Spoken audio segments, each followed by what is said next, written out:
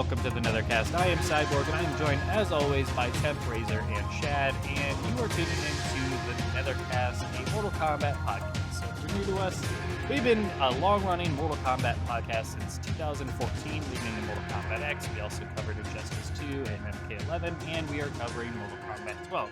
So thanks for checking us out, and hopefully you enjoy what you hear. We also have a Discord community. I'll get that right out in front. If you haven't joined our Discord community yet, we all are, myself, Razor, Shad, Temp, as well as others on the Nethercast like Django, Smokeman, Down4.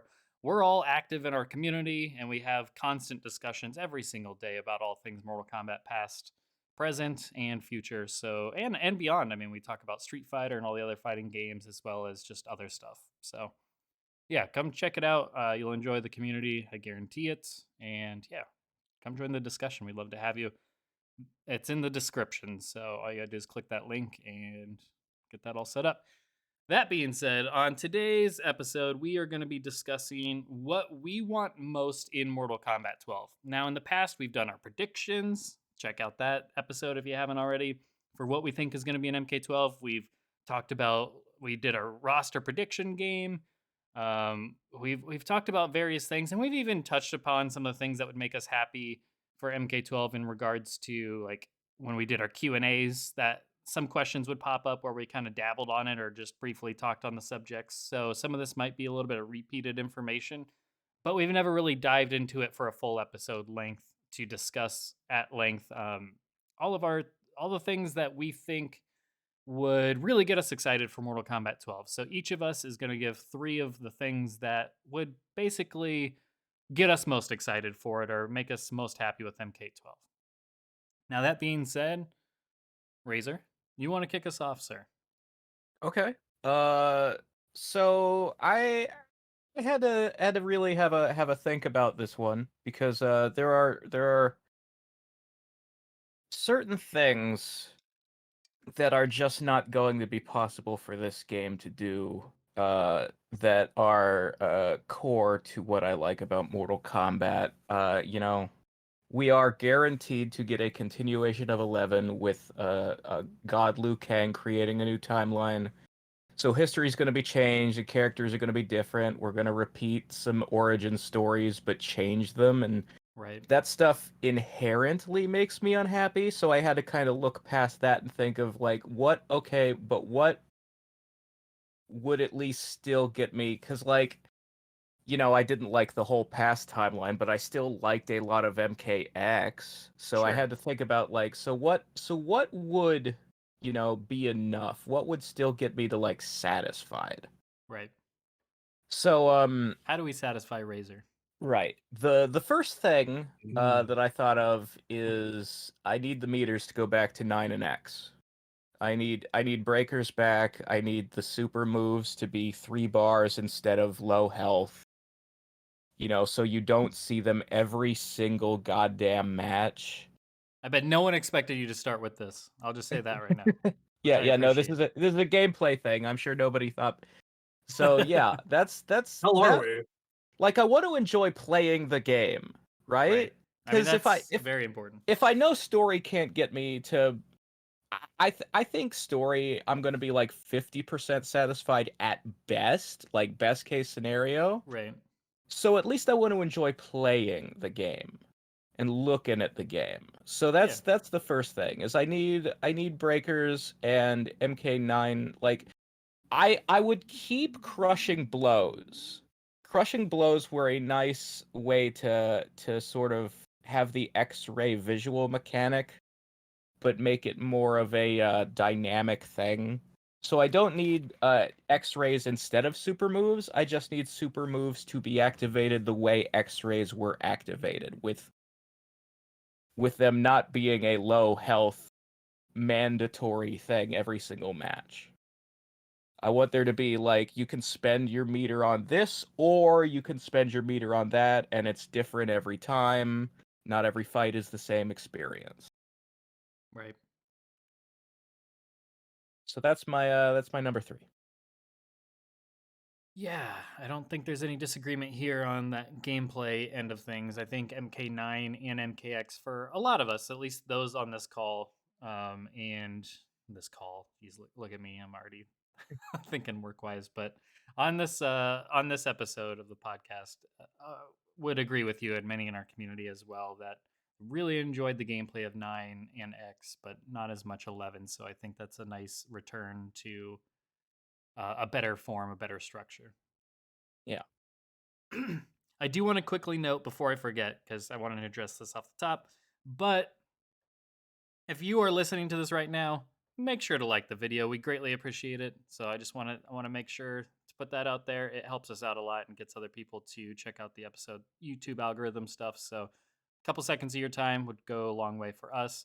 And second of all, I wanted to talk about a new series that's been going on, and that's Down 4 and I are going to be playing through all the Mortal Kombat games, and we're streaming live. So we're actually doing some live streams for once. And we started with MK1 as sort of a test this past week. And then by the time you're listening to this, we will have played MK2. And hopefully you tune in for that. But hopefully you tune in on Mondays. And it's going to be around 8:30 Central PM every Monday. So we're going to try and shoot for that time frame. But every Monday we hope to play the next MK game and give it, go through all aspects of it. So some of the later games will take a little bit longer than the earlier MK games. So check that out. I love all the engagement we got last time, but I just figured I'd make mention of that before I forget, because I absolutely will. Any other thoughts on Razor's call for returning to the previous bar systems and the gameplay aspects? Temp, do you want to weigh in on that at all? I think it's really important to fix that with this game because it's become a problem across the genre, to be honest with you. Tekken now has fatal. Tekken has actually had fatal blows for a while in terms of the mechanic, but they weren't extravagant. Basically the opponent just punches you very hard. Now they are very elaborate. They are small, like student films, and that's a big problem. Even though I love Grand Blue Fantasy Versus, they do the fatal blow thing as well. Which is not as bad because you can do a super that without like having like low life. So you get your comeback mechanic without losing any life, which is awesome. That's the way it should be, in my opinion. Yeah, we're seeing a lot of other games do it. Street Fighter is not so bad just because you have other things to use your meter on. So even though the fatal blow is meter dependent, it's not based on life. It is very long and takes a good while. So yeah, I think if MK12 can get this right, hopefully it'll create that positive ripple effect, and everyone else will course correct, right? Yeah, for sure. All right, Shad. My input on Wazer. My input on what Wazer just said. Yeah. What is going on? My input right on what Razor just said. Actually, this kind of ties into something I want to talk about later on. It's probably gonna be my number one most requested thing, but yeah, there's this ongoing trend of trying to make everything this incredibly intricate, overly detailed cinematic experience of a 15-second thing. I'm quite tired of it, Right. 9 supers were just the perfect length, the X-rays. Just crack, crack, crack. And it's at some point you really do get fed up of seeing someone go on for 10, 15, 20 seconds, and it becomes rote. You're looking at your phone, you're just like, what's for dinner tonight? You zone out, you stop looking at the screen. Part of you gets a migraine. If they're gonna be in there, at least give us the option to turn them off if they're gonna stick with this stuff. That's all I ask. But I'd much rather a return to the 9 way of things. Although, like you said, crushing blows were good. Crushing blows were probably the best gameplay addition that 11 gave us. I enjoyed the specific criteria, like hitting someone with a fireball 6 or 7 times or whatnot, like the Noob Saibot's Shadow clone. So yeah, definitely on board with that particular suggestion. All right. And that would take us to you, Shad, for your first one up. All right, my first one up is a simple character request, and it's actually not Smoke, because I know Smoke is inevitable. Right. Has to be inevitable. Yes. I have a knife. Smoke is inevitable. Okay, yeah, sure. I was about to say, if I had a nickel for every time I thought something had to be in this game. I'm gonna try to not spend like this next particular session like masturbating about smoke the way that we tend to. No, I actually really miss Chameleon. Female Chameleon. Lady Chameleon. Interesting. In my mind, she's like the trilogy. She's the trilogy character that like never really got the chance to come to life. And it's not just because like she occupies this space in like Reptile's lore and it's a way for him to get laid. No, nothing quite that like brutish. I always found like the possibility of another Saurian, another potential ally for the Earthrealm forces that isn't a fucking G.I. Joe out there, you know. Really fascinating, really interesting. Like, in terms of her relationship to Reptile, you know, I think the thing that we all want to see is Reptile maybe having that moment of, I've taken enough shit.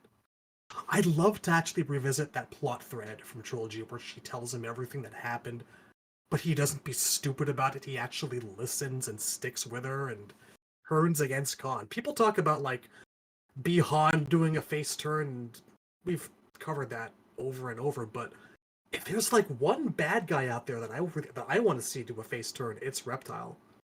The guy needs his, like, you know, time to shine. People would love it. You know, he and Baraka are just sitting there jobbing their arses off, usually. Bit better for Baraka last time. What a way to actually make Reptile really involved and into the main plot. He's been on the periphery the last couple of games. Well, he was on the periphery in X, you know? Kind of. More so in the comics. He hasn't been a huge part of the plot since, like, the Deception days, and even then, he was kind of a vessel. I would love to see Reptile, vis-a-vis Chameleon, actually make a real difference in the plot for once. And I'd love to have Chameleon back, not just for that, but I'd love to have a reimagined moveset. I'd love to have another ally for Earthrealm. I'd like to see what she's made of. I think that, like, the way that they do characters now, you could create something really and truly special.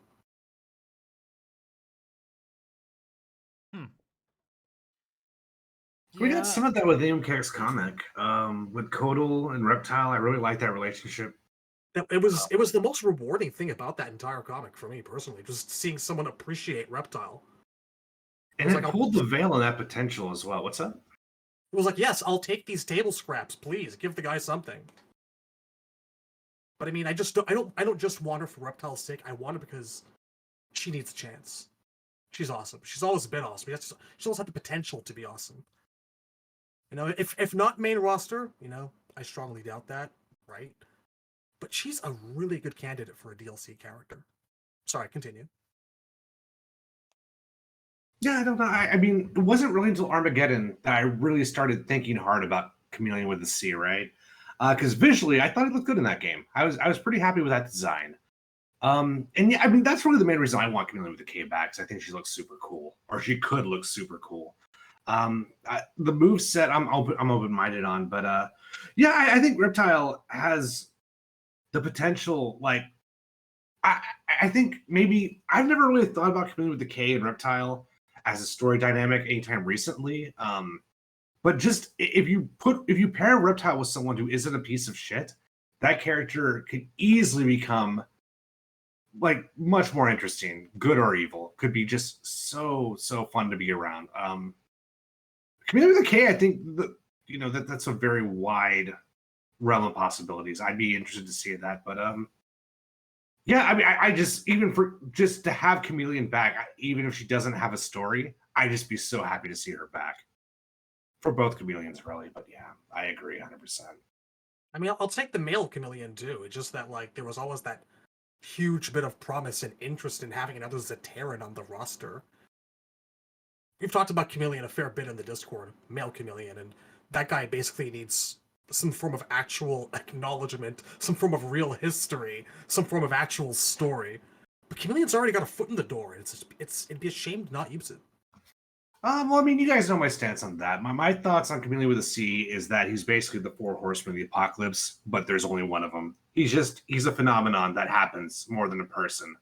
He's just an omen that happens that says bad shit's about to go down. That's what I think Chameleon should be. The problem is, if you make him that, you need characters around him to respond to that mystery, to like give feedback to that. Because if no one observes the mystery, it doesn't matter, right? It's kind of the same problem with Q from Street Fighter.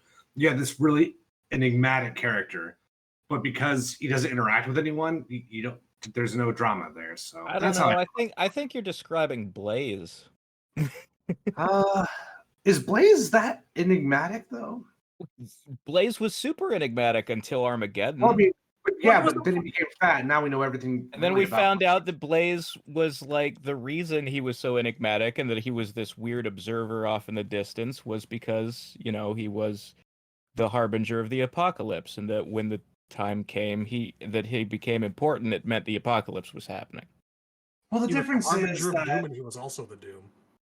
well, the difference is Blaze is a character, right? And he doesn't really need the mystery because he's a man made out of flame. So there's still that transparency there. But with Chameleon, I don't even think he needs to be a character, so to speak. As I like the idea of an omen. Like Blaze was a person; he wasn't necessarily an omen.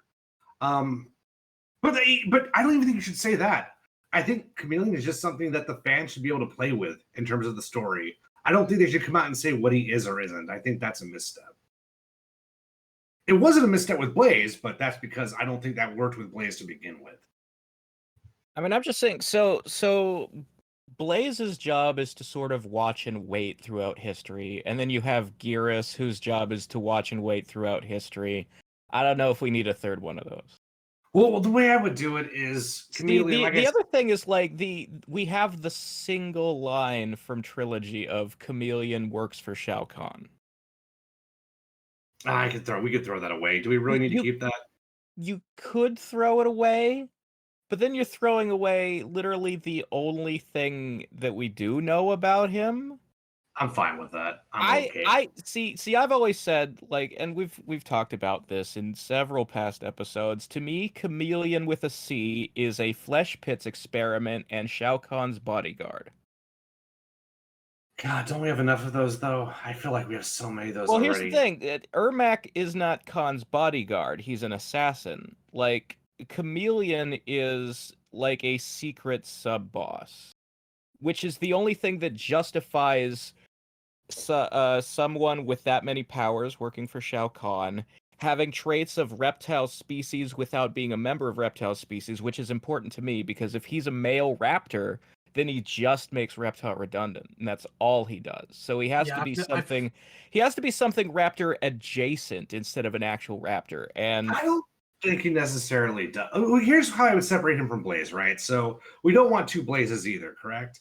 So the thing is, I would make it where when the one being gets too close to being whole again, weird shit starts happening, and Chameleon is one of those weird things. He's one of those strange things that occurs when the one being gets too close to waking up. That's how I would use them. And that way you solve the Blaze problem. I mean, I was having my own personal headcanon about him that he would be like this amorphous creature from the NetherRealm that actually takes on the traits of people he has samples of. Or very John Carpenter the thing. I've talked about that before. But this the thing is you can look at the very bare bones trilogy version of he's just all the ninjas. But the Armageddon version visually has far superseded that in the fandom's minds, and that outfit is covered in fucking reptile logos. So you have to tie in the raptors somehow. I'd have to look at it again, but like I said, he has one on his forehead, he has one on his belt, he has them on his shin guards. There's all these it looks like an iguana. You know how like the Shokan logo is like a stick figure Shokan? He has stick figure lizards all over his fucking outfit. We gotta pick our he's not right? So he's not all the ninjas. He's reptile and then the rest of the ninjas. Like the raptor part is dominant. You could have a lizard who came from hell. Say again?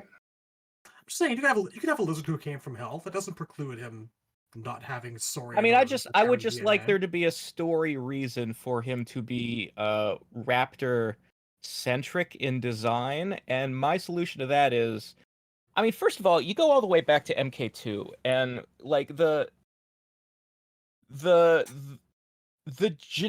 general like bare bones knowledge people have of Reptile and his species is that Reptile species is extinct and he's the last of his kind. But if you go way back to MK2, the raptors weren't extinct yet.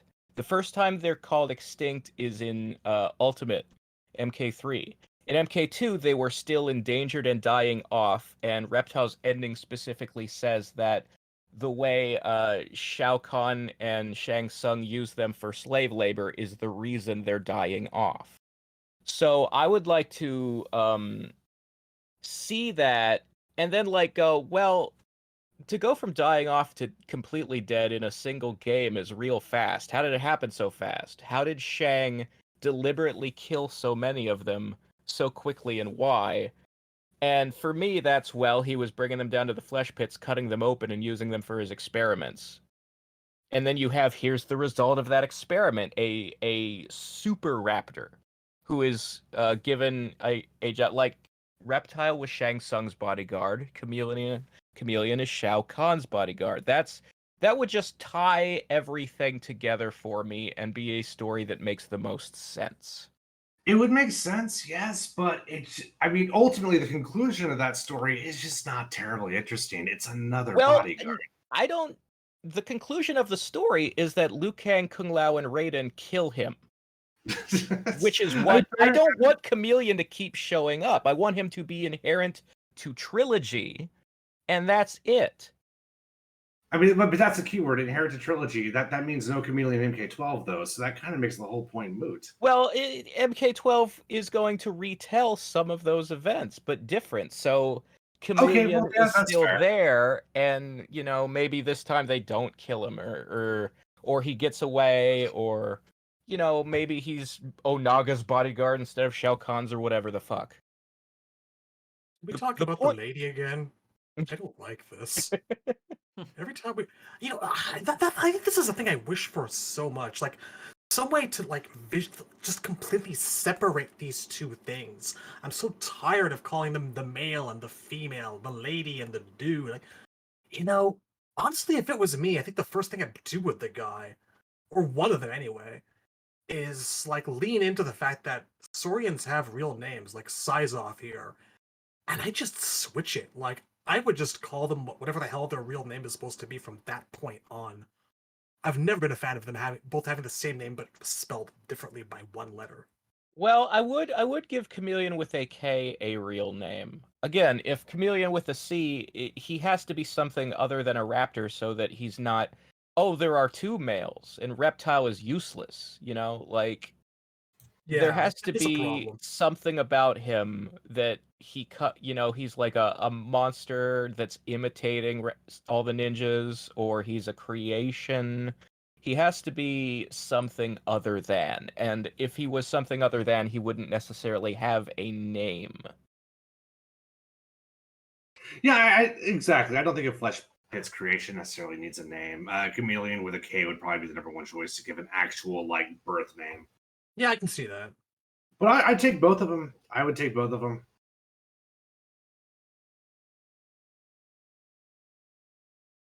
Awkward silence ensues. Well, is that it? I mean, we wrap that one up. That's all I had. We all miss her, yes? We all want her back. Yeah, no, I would like to see, them do something with the raptor species, and Reptile's not going to be the one to do it on his own. Alrighty.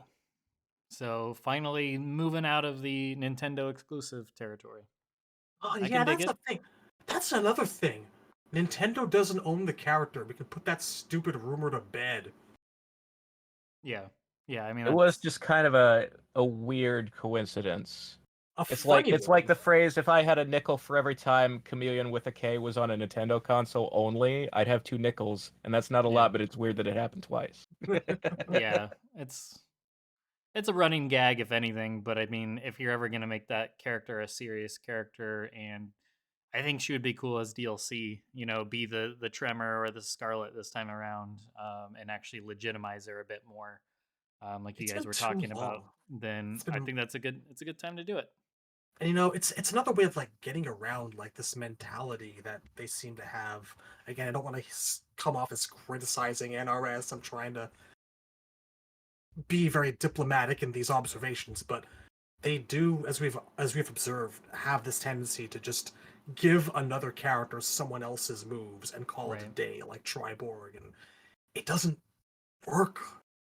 It doesn't work for me like that. I Yeah. can't. Yeah, make her legit. I think we've kind of there's other characters like a Hornbuckle or something or a Hydra like we've talked about that you can take either a rumored character or a character that's never really been fully legitimized in the games themselves, like the fight as a playable character or anything. So there's still room for a Scarlet or a Tremor, but I think the Chameleon, I think she's a good option for that next up to bat. And we didn't get that with MK11, did we? We didn't get another one of those types of characters, did we? I mean, Am I forgetting? arguably, Scarlet was more of a character in 11, and that kind of counts. But I didn't. Yeah, they didn't. Well, I guess I should reiterate it. It wasn't like establishing a character, Well, at it least for the first established time. it established that Hydro exists in the MK universe Right. officially via like a Yeah, the consumable. tower consumables. Yeah, Yeah. Yeah. that Not was as a the first playable time character, but Hydro's been mentioned in a game. Okay. Well, yeah. then maybe that's a seed planted of maybe they're going to follow up on that. But who knows? But yeah, I guess my main point was, why not? Let's make her a legitimate character in this world and no longer just kind of like a tack on to the all-in games. Let's do it. I think she has a cool design and would be really cool in a modern take and really expanded upon. But all right, that being said, Temp, you are up next, sir. What do you got? So for my next, well, let me first say what I'm not going to pick. I hopefully, like, we don't even need to talk about Breakaway. Like, our thoughts on Breakaway are just so well documented at this point, right? Yeah. So, yeah, I would say that there's no need to even bring that one up. My number one choice, or I guess my number three choice actually, is going to be Robust Combo Trials. I never played MK versus DC, but I would like to see really fun, difficult, like constantly updated trials that people can do to kind of like really expand their execution. I think this community needs it more than any other because we haven't really had anything like that for a good while. So it'd be nice if like people who aren't really adept at that skill can kind of build that. And to me, like combos are one of the main essences of Mortal Kombat. Like that's a very big part of the game. So if we can give more like opportunities for people to like kind of build that muscle. And for me, I just want to do fun combos. I just want to do really cool, sick combos. Other games have been great about this. Marvel 3 was great about this. DOA is actually very good about this. Tekken was not. I hope they fix that with Tekken 8. Street Fighter's been okay about it. Street Fighter's actually been decent about this as well. Would really like to see MK embrace this, which is, like I said, kind of weird because they had the versus DC trials back in the day, so it's kind of weird we haven't seen anything on that level ever again. So I'd really enjoy seeing that back. I mean, I could probably tell you why that is because some of them were so broken and impossible to pull off without like finding little workarounds. I didn't see a single person like at the time on the MKO boards who went, "Oh, I love this. This is a great experience." It was like, "Fuck, I can't get Radiant's number 10 to work. Why? God." But yeah, I'm actually completely in favor of this. I've always loved doing combo trials in games. I think the Street Fighter EX games were the first ones I remember having serious trials like that. Yeah, I was doing I was doing that shit in like '97 or '98. So yeah, and I was really happy to see them brought back in Street Fighter, and I was sad when they left MK. I was really expecting 9 to have more of them, and they just never came back. I'd be up for it completely. And the glitches actually weren't even unique to MK versus DC back in Deadly Alliance. If you tried to do Cyrex's Conquest combos, those were awful. Like those barely worked. So yeah, they've had a history with that. All right. Okay. Well, I guess that leads to me. So I'm gonna pick an obvious one that I've talked a bit about, and that's tag team. And I mean, the game can go in like crazy wild story directions. It can have whatever roster. I mean, those roster is especially important to me. But I mean, at like its core, I think tag team or a team-based mode would do a lot to make me super excited and very happy with the game, as long as the game plays there as well. But from a tag team standpoint, I would just I know I've gone into extensive detail in the past on this, but I just think it's necessary and greatly beneficial to offer players a way to not just have that one-on-one experience, because then if you're in a discrepancy of, player skill, or it gets too sweaty for you, there's just something to be said for winning and losing together with a friend. And I think it just offers just a whole nother experience that I think they should be capitalizing on. Now, if I'm not mistaken, did whoever has been following Street Fighter and whatever they just revealed, somebody mentioned something in the chat about 3v3 King of Fighters style or something. Temp, do you have any idea on that? I don't think, I'm not sure if you're I aware of have what not that seen the means. presentation yet, but I believe it means that an SNK, you pick 3 characters, and your opponent picks 3 characters, and every time you lose a round, your next character comes into play. And I think they're just doing that with 3v3. That's my understanding, but I still have to look into it. Just any idea on if that's like 3 separate players get to control those I people on one believe team? so. Or okay. Yeah, so it's going to be 3 people controlling one character, and you decide who goes on point, middle, and anchor. Okay. See, that's awesome. That's like what I want. I mean, whether you can even tag in or out, if you can choose who starts, who's in the middle, who's at the end, that's enough. It's like a group battle of sorts. I mean, like I said, I know we've talked about it a lot, so I don't feel like taking up too much time on it. But just in general, I think that would go a long way of making me very happy with this game and get me greatly excited, because it would be awesome to gather up our community. I feel like getting 6 people online, or I guess in this case, I'm talking more 2v2, um, to get 4 of us online would not be challenging at all. So that would be really fun. And it's just new. It's fresh. I mean, we haven't gotten tags since MK9, and it would just feel, after not having it in X, not having it in 11, so 12 years now, I feel like, and it's still something they have never really done to any real extent outside of MK9. So it's not like something they've mined to any great detail before that point either. So I feel like that would make this MK stand out on its own, just from that fact alone. If it had that mode of play, to where 4 people could play together like that, I think that in itself would go a long way to make this Mortal Kombat feel special.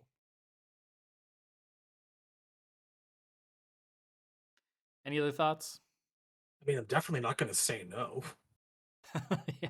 I mean, the only potential real observation I have that could come across as a kind of criticism is not really criticism. It's that I think that tag is such a big deal and is so heavily requested that I think the best thing you could do for it is like just straight up do a Mortal Kombat version of Tekken Tag Tournament, MK Tag Tournament. Yeah. You could have so much fun by dedicating like specific teams: Kung Lao and Liu Kang, Shaolin Monks, 2 Sub-Zeros, a Scorpion and Sub-Zero, like Noob Smoke, Jackson Sonya. Like the whole roster is completely filled with like duos. You could build an entire gimmick around that and like take advantage of it in a lot of fun ways. I would easily take an MK tag game that was not canon to anything else, just for all the potential interactions you could have. Yeah. I think we're due for just a fun one. Yeah, and that sounds that's fun. all I ask for. All right. We get to this point in every episode, but are we snaking back around, or are we going down the ladder? We should probably Next organize time we this discuss ahead the of serpent time. before during the pre-show. You know what? I'll snake it back. Let's do it. And executive decision. So my next one is also going to be something that I've talked up a lot. I think for my third one, I'm trying to think of something more that I haven't really touched upon as much. I will throw out a quick honorable mention. The PC version and crossplay need to be a thing, but that's just, I don't want to say minor, because it's not minor. I mean, that could make or break my entire experience if the PC version's bad. Yeah, 'cause I know that I'm not really going to be able to play any of you unless there's PC crossplay, because I'm not a console guy anymore. Yeah, I'm not either. So it's, if I can't play with those who are on PS5 or Xbox Series S or whatever the heck the current. I'm so out of the loop at this point. I only Yeah, play yeah. on Steam at this point, anyways. So if there's Look, I not just crossplay with consoles between PC and consoles, then that is majorly gonna suck. And it I also just needs to be a good version. Like I if flat out do not have the money for a next gen console. It's not happening. I'm not gonna yeah, buy a machine for a single game. yeah. I mean, I'm I'm at buying a that machine point for too. several Silent Hill games. But yeah, But those so and MK and Street Fighter. I have enough justification finally to do it. But I can contribute this. In the years before I left that last game company I was with, there was much, much, much more of a push for every game possible to have crossplay. right, We're at a point now where not having it, especially in terms of competitive fighting games, is basically considered PR suicide.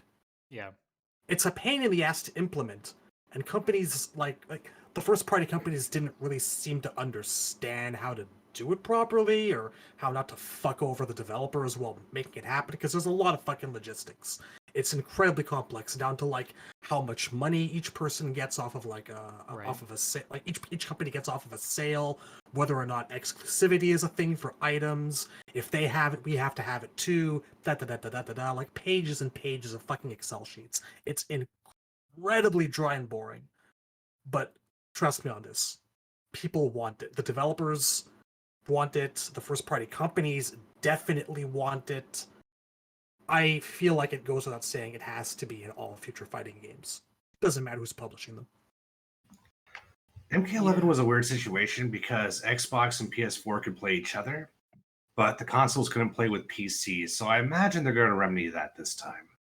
I certainly hope so. And on the other side of that honorable mention was just that, yeah, the PC version needs to be stable. It needs to not, if they're going to do another online all the time game, it needs to not lose connection to the server or anything. It needs to not crash. So as long as it's stable, just as much as the console versions, and it's got the crossplay, we're in good shape. That is like the core of cores for me I personally, would but I don't consider that like, I guess I'm not going to consider that in my top 3 because that's just like something that should be a bare minimum expectation at this point. I would hope that with a 4-year development time, and granted they have had to deal with COVID during that, but I would hope that they've had time to work out those kinks. Yeah. That being said, so my actual second one is one that another one that I've talked at length of, but it's right up there, a tag team in terms of just things that I really feel passionate about in terms of this would make me very happy and would get me very excited, and it's also one of my prediction things. But we gotta get I feel like it's make or break. It's now or never for the 3D era characters. So that would make me very happy. My personal favorite's Cyrax. My second favorite's Kenshi. I like Frost. She's up there as well. But hypothetically, if they don't make it again, because I've spent so many times where I thought Cyrax was a must, and I still think he's got to be in the game because Well, it would be being weird. realistic, Cyrax was a must, and they made a fucking massive mistake. Well, yeah. I guess my point is I'm over the fact of thinking it's a lock because at this point it's just I can't bring myself to that. Temps fooled me many times. I bought into when he lulled I mean, me he's into. in. I wouldn't worry about it, man. Yeah, that's what you always say. I have man. heard that before. I know this road. Because this time it's true, though. He's actually Sure, going to be in. It's sure, going to be of course. great. But anyways, my point is the only thing that's going to take the sting away if he's not is if enough 3D era is in there and enough people's favorites make it that haven't been. I can stand maybe Cyrax being left off till DLC or not at all. God forbid, that would really suck. I can accept that if you give me like an Ashra, like because she's my number one, like not number one favorite character, but my number one most requested. Last time it was Frost, now it's Ashra. My other 3D era favorites that is now at the top of my personal list. So she's the next one I really want to see done. So if you include her, then hey, maybe I'll have my main ready to go at least, and that is worth a lot to me. But in addition to that, Havoc, Kai, Reiko, Serena, Natara, Lee May, all these types of characters. get as many of them in as possible. Bring back Fujin. I want to see Fujin come back. I've talked about how just because you finally brought him back as DLC does not mean he needs to be sitting out. So hopefully he makes it in. Like, if you bring these characters in and you have a good 3D era representation, like upwards of 10 characters at least, that would be amazing. I've said at least 5 would make me happy, base roster that haven't returned yet. But I mean, just in total, that would be great. So I want to see a good chunk of the roster be 3D era. If it's like 1/3 of the roster, I think we're in good shape, because I feel like if we don't, then I'm concerned. And I also think they should, I'll add on to this, is that I think, like, when it comes to new characters, I kind of don't want many, like maybe 1 or 2 tops. I know with 11 we had 3, but then you go back to MKX. Other than Great Kung Lao, I don't think we need a new character at all. Yeah, no, I'm in that same boat, because I know a lot of people like the new characters, and maybe do one, like I said, maybe do one that really hasn't been done justice, or make a character that hasn't previously been playable as like a DLC option, like a Scarlet or a Tremor. But other than that, I just feel like I'm good with, like, let's give everybody else a chance that hasn't been around in forever before we add on to the pile. Because as Temp has preached for years, when you keep adding new characters, it compounds the issue of people fighting for their favorites each time around. And NRS has not always had the best track record of bringing those new characters that they just introduced back into subsequent games and future games. Sometimes they sit out for 2 or 3 games, if not more, like we've seen with the 3D era folks.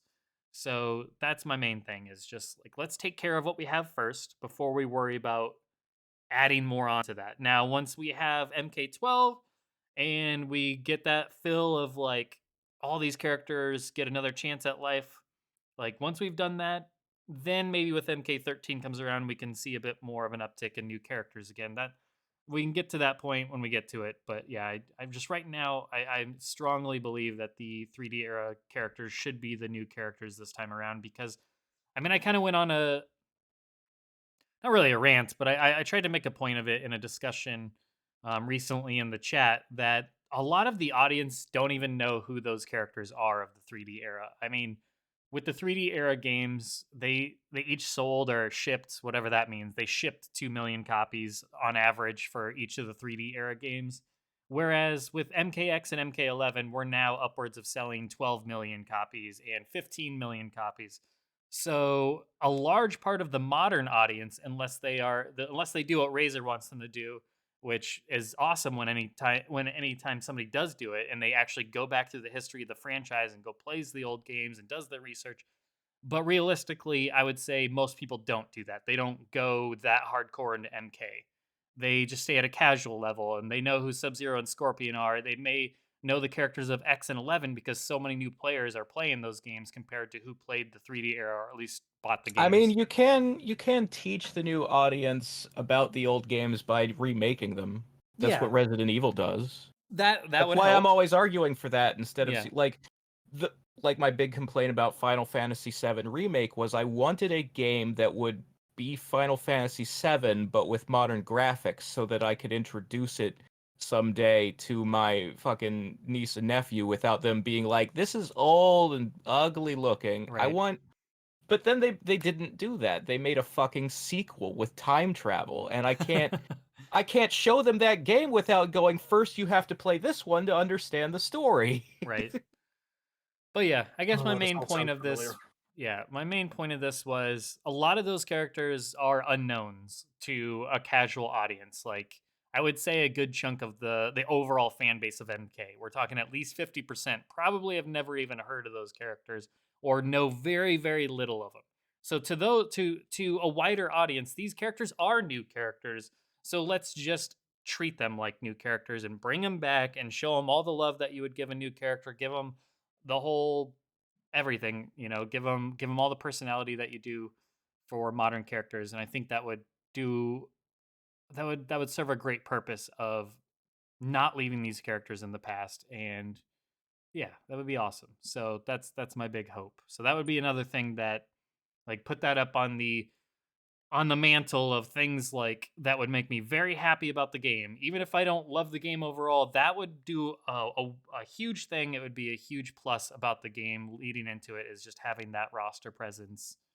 It'd get me very happy and very excited. Indeed. Yes. So, Yes. circling back around, Temp, you're number 2. So my number 2, I try to think of like literally positive, as in things they should do, as opposed to things they shouldn't do. Right. But this one is just really important. So I'm going to go sort of like on a more negative angle. I really would like to see them clean up the aerial game from MK11 for MK12.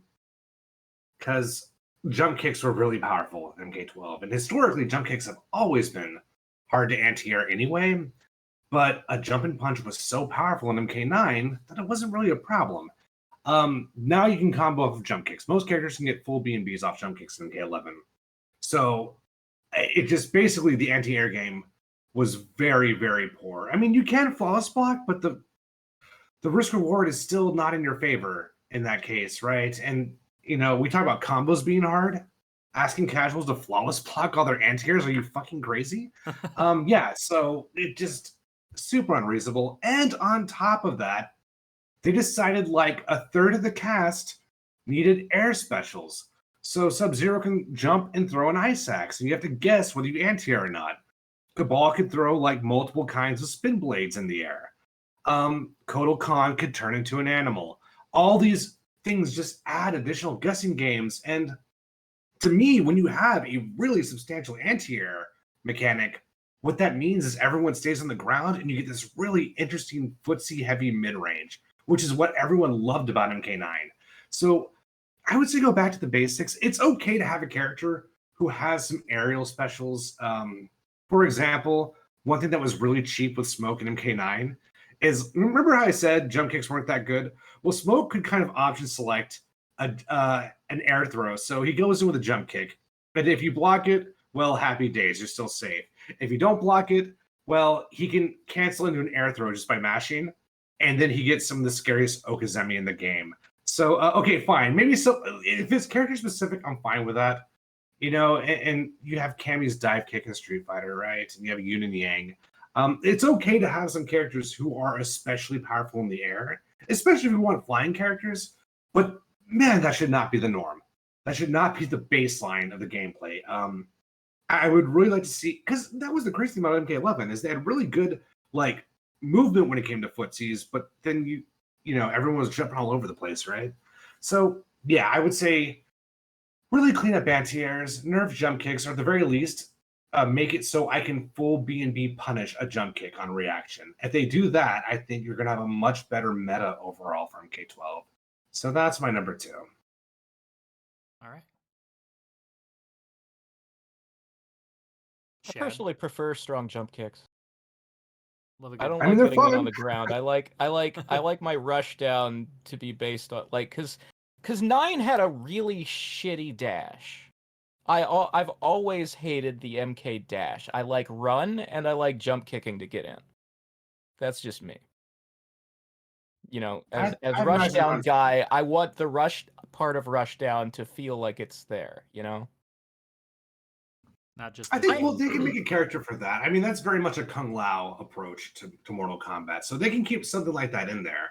I just don't want Kotal Khan to be able to do that. Yeah, that's fair. I just like okay, let me say this. I hope the rushdown character is a character I actually like and want to play. Is that Kung Lao? Like, would you pick Kung Lao? I do like Kung Lao, but he's not like my favorite character. Yeah, that's like the consensus on Kung Lao. That's how everyone feels about Kung Lao. Yeah, he's okay. Doesn't matter if it's gameplay or lore. That's what everyone just feels about Kung Lao in general. He's the RC Cola of Mortal Kombat. He's fine. Yeah, he's just all right. He's very mid. I can get behind Temp's suggestion here in nerfing jump kicks a little bit. That's because I'm very old school, and I would kind of love to like have people fear the possibility of anti-air jabs again, like in UMK3. Dude, I want to get my juggle on. when Down4 and I were playing MK1, occasionally he would anti-air jab me when I was jumping in for a jump kick, and he would anti-air me and then catch me with like a spear or something. That was pretty awesome to see, even back in MK1. Like that, see that's possible. It was always there. That was always the MK classic like combo juggle thing. It's so much. It's magnificent. I think I've really truly missed it in terms of gameplay. Just punching a bitch in the shins and having him fly back 30 feet. Yeah, I got to get in on that. I was never an anti-air guy. I gotta level up. I feel like in real life, if someone jump kicked you and you countered by punching them in the shin, they'd still land on top of you, though. You know, like in real life, people can't spit acid. Sure, that's different though. Like I want there to be the superpowers and a sense of physics. Yeah, I want it to feel like, I've said this before. I want it to feel like movie choreography. You want more of a simulation, and others. I want a simulation, but not a simulation of real life, because that's MMA, and MMA sucks. I want a simulation of a like Donnie Yen. I want a Donnie Yen sim. That's what I want fighting games to be. I just love the conviction in your MMA sucks. It does. I hate it so bad. Like I've always said, like I despise real world violence, because the thing I love about violence is the artistry and it's the like why you like of a wrestling. really like crazy spin kick or a big flip. Like in movies and professional wrestling is the kind of fighting I like, because it looks see a show. bigger and more fantastical. Yeah, I wouldn't say that what you want is realism, but spectacle, but of a different type than the over-the-top ridiculousness of punching someone in the ankles. I want momentum on a jump kick. I don't want Johnny Cage to be able to pop someone with the same jab 4 times in a row, keep them floating. Yeah. I understand and I empathize, but those combos are in my blood, man. I can't let them go. Yeah. It's an addiction is what you have. That's That's one of the things that makes play Mortal Kombat. I mean, I can totally see both sides of the fence, because at one point when I didn't do the combo thing and I couldn't juggle and do all that shit, I was more with you, Razor, where I'm like, I don't like this. I'm annoyed that I have to sit here for 10 seconds while I'm just being comboed in the air. I want to. Well, see, that is a little bit a part of it, but it's like 25% I don't enjoy being juggled, and 75% aesthetics. I just think it looks goofy. Those Tekken or MK9 Johnny juggles look absurd. Yeah, no, I'm relating. I felt that way once upon a time. I just think they're now, being somebody that does do the combos, I see more where Temp and Shad come from, where it's like it is a very satisfying feeling to pull something like that off. Sure. But yes, I can Razor, see it both ways here. Let me propose this. We're gonna get you UMK3 on MAME or what have you. I'm gonna send you a PDF of striker combos. Once you have the feeling of punching someone in the shins, shooting them, dashing forward, punching them, shooting them in the shins, dashing forward. Once you have felt the power of a god, you'll be reluctant to give it up. It is. It's almost like it sucks feeling it, yeah. But well, now here's the other side. Here's the thing I specifically remember from UMK3. If you catch someone with Striker's gun in the air, they look like they're walking backwards on the air. Oh yeah, it's the standard like flailing back while being but they're floating while they do it, and it's so fucking goofy. I mean, like the old games are full of that stuff. Like they that is like MK3 in a nutshell. It's the people standing on the air, and it's like multiple rib cages when they explode, and all that stuff used to drive me insane as a kid. I understand. I really do understand where you're coming from, because the thing that bothers me in terms of that was MK4's bullshit maximum damage cap, where in the middle of punching someone, you would just fly back. You've done enough. Well, my favorite exploit of MK4 is if you pick up the big rock in like Goro's lair and you just keep throwing it over and over again, and it's like 4 throws, and then you bounce fly backward for maximum damage, even though you and the other character were 50 feet apart. Man, they needed to put like Raiden come crashing down when that happens, and he's just enough. That would have been That throwing debris stuff at MK4 was the dumbest idea because it's such a fucking cheat. or the skulls in It's the Shinnok one 25% every of time you NetherRealm. do it. Yeah, the heads and Shinnok's fucking fire well. That's a lot of damage. I love it because when you can catch somebody with it multiple times, it just feels so like ridiculous. Every single time I played MK4 and I pulled out a weapon, like, you know, the fucking weapon combat is like, unless you're really lucky, it's borderline useless. So I'd be like, and any combo with a weapon throw, jumping back, and I'm just gonna toss this fucker right at you. I don't want to use a crossbow. No, keep it.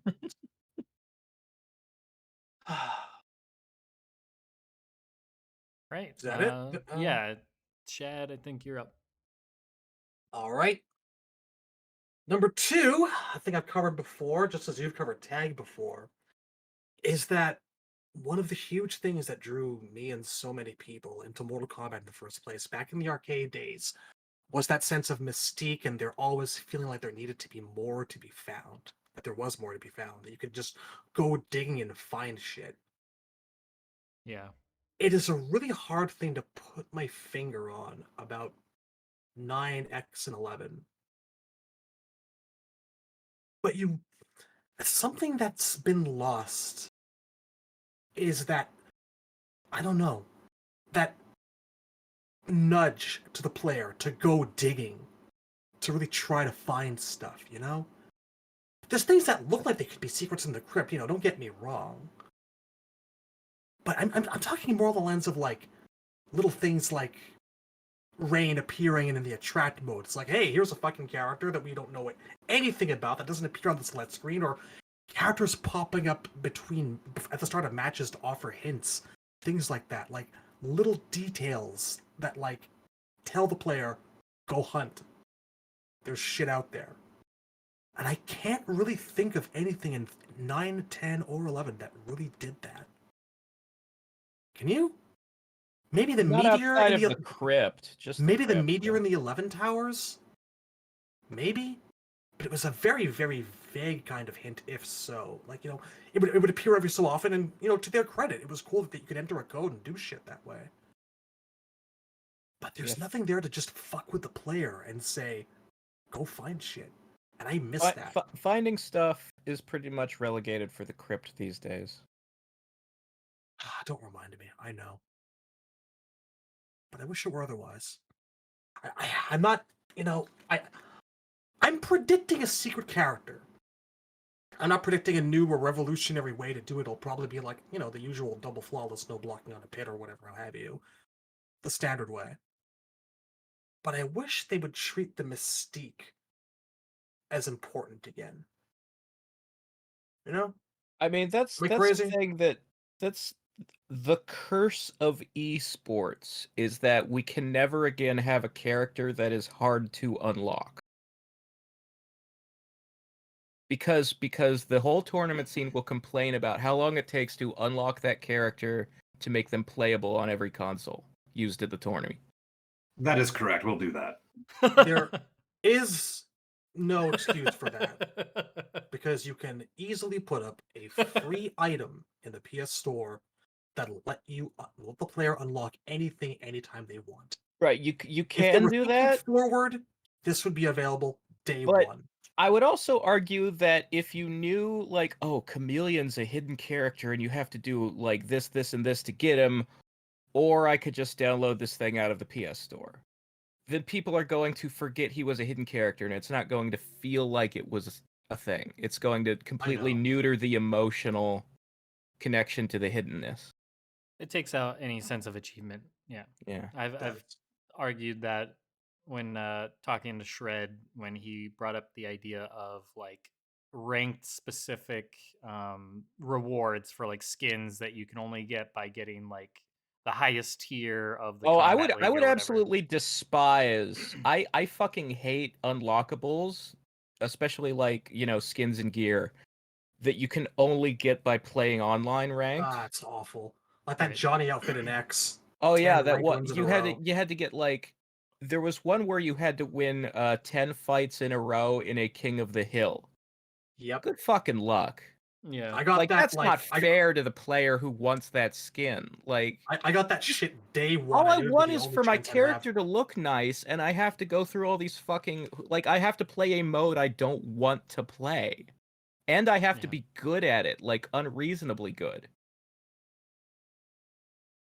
Now, an I mean, ideal. I'm almost going to be on the side of this. I'm always going to be on the side of the fence that says fuck what the FGC wants, fuck what the right people want. I want secrets back. I'm just saying they can put stuff in like the store to unlock everything right away. I prefer they didn't. I don't care, but Here, how about God, this? I miss it. What about this solution? Because then I And- think and you. I'm not even just talking about secret characters here, by the way, right? No, I I'm know. talking about like secret combat codes, shit like that. Yeah. Fun things to do, like changing character skins into ridiculous things, big head modes, stuff like that. Oh yeah, I'm all in on that kind of fun stuff. I mean, but here, how about combat this codes- solution for what we're Combat codes talking would be about? nice. What we're talking about in regards to pleasing those who want the secrets and the unlockables, but also pleasing those in the FGC. I think what about this instead of doing the store unlockable thing? Now, maybe for tournament play, maybe there's like a specific key that NRS can give tournament organizers to just unlock them for free. But now, that aside, tournaments aside, just the FGC wanting their characters and being able to unlock things through ranked play versus single player stuff. Now, what about this solution? So let's say the win 10 matches in a row and you get this skin. What if that skin, like Johnny's skin or whatever, what if that was also available in single player, but you had to do specific single player things that was not easy? That way, Yeah, it's like, kind of if like the there best of were- both worlds. So that way, you If there have were a multiple ways to unlock each thing, that would be the best solution. That's what they should be 'cause doing. then everybody would feel accomplished, right? Because that's the whole Yeah. the sense of it is you want to have a sense of achievement. Like you were able to do something that's not necessarily easy. Now that can be something that is on both sides of the fence. You can have something that, oh, I was able to do this in multiplayer online that is not easy, so therefore I feel accomplished. And the only other way to get this skin is doing something on single player, like how you used to be able to find a fight against Reptile or whatever, or Smoke, or you do something that takes skill in a different sense. It's not necessarily your skill at the game, but skill at, fighting the AI or whatever, like discovering the secret that way. So that way there should be multiple ways, and I feel like that would please both crowds more so than, oh, we only have this one way, which is this, or you just pay for it in the store or just go download it for free. Because then I feel like it's just pointless. No, I don't agree with that last part. I don't think it's pointless because if you don't go into the store, it's not even an issue. Like if you just avoid the online store and play the game as a single player experience, then virtually speaking, it's the same thing. But let's say it wasn't. Let's say it's not the case. Let's say the fact that there's like an ultimate code that unlocks the characters from like boot up one, that ruins the single player experience for me. I mean, there has to be a compromise. Like you got to meet us halfway. If it's like unlockables or bust, then yes, the FGC guys are never going to come to an agreement with the lore guys. It's unfortunate, but there has to be a middle ground. It's not going to be. You can't have your cake and eat it too. What about the keys are only available if you go to a professional tournament and then you sign an NDA prohibiting you from talking about the secret characters? Then you get sued into oblivion if you do. My solution would just be like, okay, let's say the hidden character who's hard to unlock is Chameleon. I would just ban Chameleon from tournaments and call it a fucking day. Like, That's that's a what we do with consideration. Inferno. Are you going to want to be? Are people going to complain about a secret character if they're broken as fuck, like all secret characters in MK history have always been? I mean, there's been cases where we have banned characters of that nature, just because like the secret unlockables are not bound. Like I said, Inferno from Soul Calibur 6 is a big example of that. Technically, he's on the select screen. You can pick him, but you'll be disqualified if you do. So, There's like a ref standing by, like ready to put his finger down. Like, if you pick him, you're out of here. I mean, honestly, I wish it was like that because we've been having such a big problems with tournaments lately because of that. Because that person isn't there doing their job. We've been having huge issues with that. EVO Japan had massive problems with that specifically.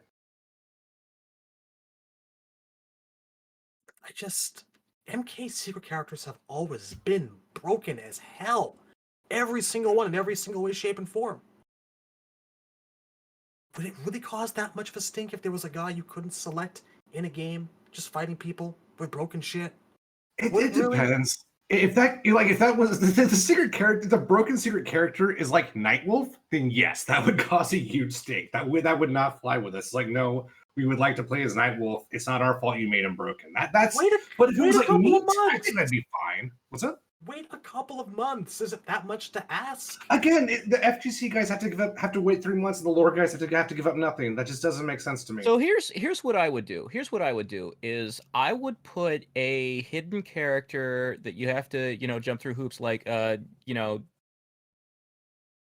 do a fatality on the pit when something flies in front of the moon, and you'll unlock Chameleon.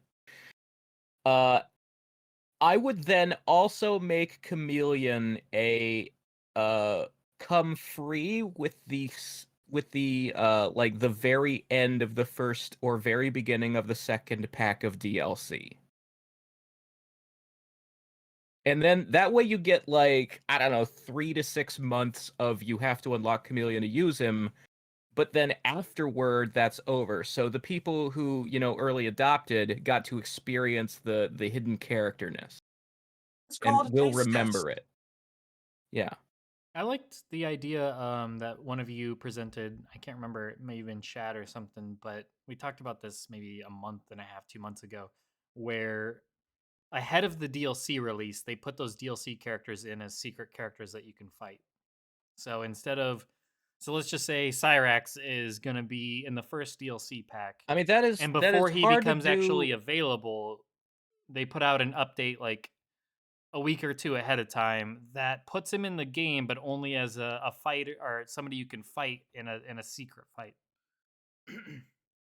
I mean, that would be neat, but it's hard to do because of how long it takes to make a character. Like the chances of having them ready early before release. Well, yeah, I'm not just saying just release. Saying like ongoing. If you staggered it so that, like, you technically the release date is when the hidden character comes out, and then you actually put them on the store 1 week later, that would be a way they can always approach it where they give themselves a little bit more buffer time. But the other thing is that with that is that, like, DLC's coming out before it comes out, so they're not a secret. They're hidden, but they're not secret. And you want your hidden character to be a surprise. You don't want people to know who it is until they find them. Well, yeah, that's what I'm saying. Like, don't there's tell another people. Problem with that though. Don't tell because they're going to data mine the game. What's up, Cyber?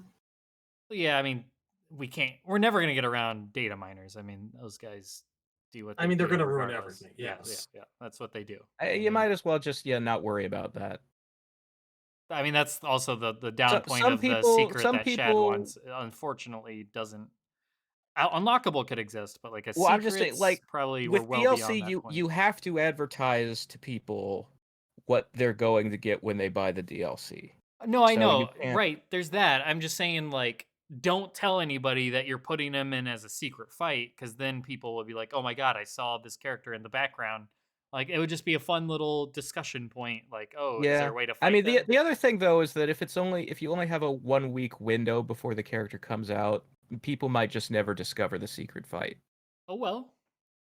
Maybe sometimes it happens, sometimes it doesn't. People catch on to the craziest things. But, like, I really think the best thing to do to satisfy both, like, people who want to experience a hidden character and people who want to go to the tournament and not have it be hard to unlock them. The best thing to do is you launch the game with Chameleon or Meat or whoever the secret is, fucking Cyber Smoke, whichever guy you want it to be who's a hidden character. You don't tell anybody they're in the game. They're in at launch. It's a secret to find them. And then the very end of the DLC pack is them for free. So that people who didn't unlock them get them. You don't have to pay money for it because it was on disc. But then, like, so people get 3 to 6 months to experience. It's basically a timed exclusive, basically. Yeah, timed exclusive. That's kind of what. Yeah. It's a timed exclusive secret unlockable that eventually 3 months, we'll say, down the line, tournament guys will be able to more easily access this character Yes. from then on forth. So maybe it misses Evo. Just throwing out an example. Obviously, this wouldn't be accurate, but maybe they miss Evo and they're banned from Evo because of how difficult they are to unlock. But then maybe They'll be it there makes, next year. Yeah, well, it'll make the next tournament. Because I mean, there's tournaments throughout the whole year. So And then maybe they when make Final people, Battle or whatever. when the game is over and people look back, they won't still be complaining about how hard so and so was to unlock, because the people who wanted that experience got it, and the people who just want to hit a button and have them got it. I mean, this is almost reminds me of the Shadow Jago situation. That was a little different because Shadow Jago wasn't a complete character for a good while back when he was I don't remember. Yeah, I if he mean was a that is the other. Shadow Jago was like Tanya in X, where there was an early version and then a finished version. I think that solution really depends on the character, to tell you the truth. Because, like, if again, let's say the character is like Fujin. If Fujin had to miss Evo because of the 3-month gap, I don't know. Like, to be honest with you, I don't have the exact solution. Randy Cool always says there should be like a save file solution where you just give all the tournament organizers a save file, right? I mean, my attitude though is that the first year of tournaments don't matter. It's the late game ones that do. Well, that's not necessarily true, because a late game patch can break the game. That's what happened with Leroy in Tekken 7. So, not necessarily. Now, the save file thing honestly has its own problems. That would probably take a little too long to get into. But I do think it's got to be both groups meeting in the middle. I think what the exact solution is, well, it's hard. I don't think you're going to be able to make everyone happy. But I think what really makes me unique in this situation is my reasons are not just FGC. It's not just a competitive thing. There's other reasons why I don't love unlockable characters, but as I've always said, I'm okay with unlockable everything else: costumes, codes, arts. I mean, modes even I'm fine with. Do you want to go the old Star Fox 64 route? But like, I do think there has to be a middle ground. I mean, we got to at least try to make everyone happy. why are we sitting here and like assuming it's going to be a completed Fujin or something like that? Because that's not my assumption. Well, That's if it's never not my complete, if assumption. it's broken, then I agree with you. I They've would say always Razor been Switch broken. works. Nobody, I don't think anyone is in their right mind is expecting a fully fleshed out, completely constructed original secret character fight. That's never happened in the history of Mortal Kombat. When it happened in 9, it was literally just Reptile, Jade, Smoke, Noob Saibot characters who were already in the game, but broken and stronger. Nobody complained about that. Well, 9 specifically was Quan Chi and Cyber Sub-Zero 2. But it was They a weren't complete hidden, separate- but you had to play story mode to unlock them. Yeah. Yeah, that's a completely that's separate problem. It's a problem tangential to what we're discussing, but 9 I mean, was you have to proved play you could story mode to separate the unlock two Frost completely. in 11, but I think they it's also like an put her in the Inferno. store. Shinnok and X, yeah. Yeah, I'd be alright if it's like a character who is like I think Chameleon actually is a great example. Either letter K or C. I don't think the tournament guys are going to mind if there's a broken secret character that is like offline only. That's what I'm asking for. Now, That's granted, all okay, I'm but asking there. for.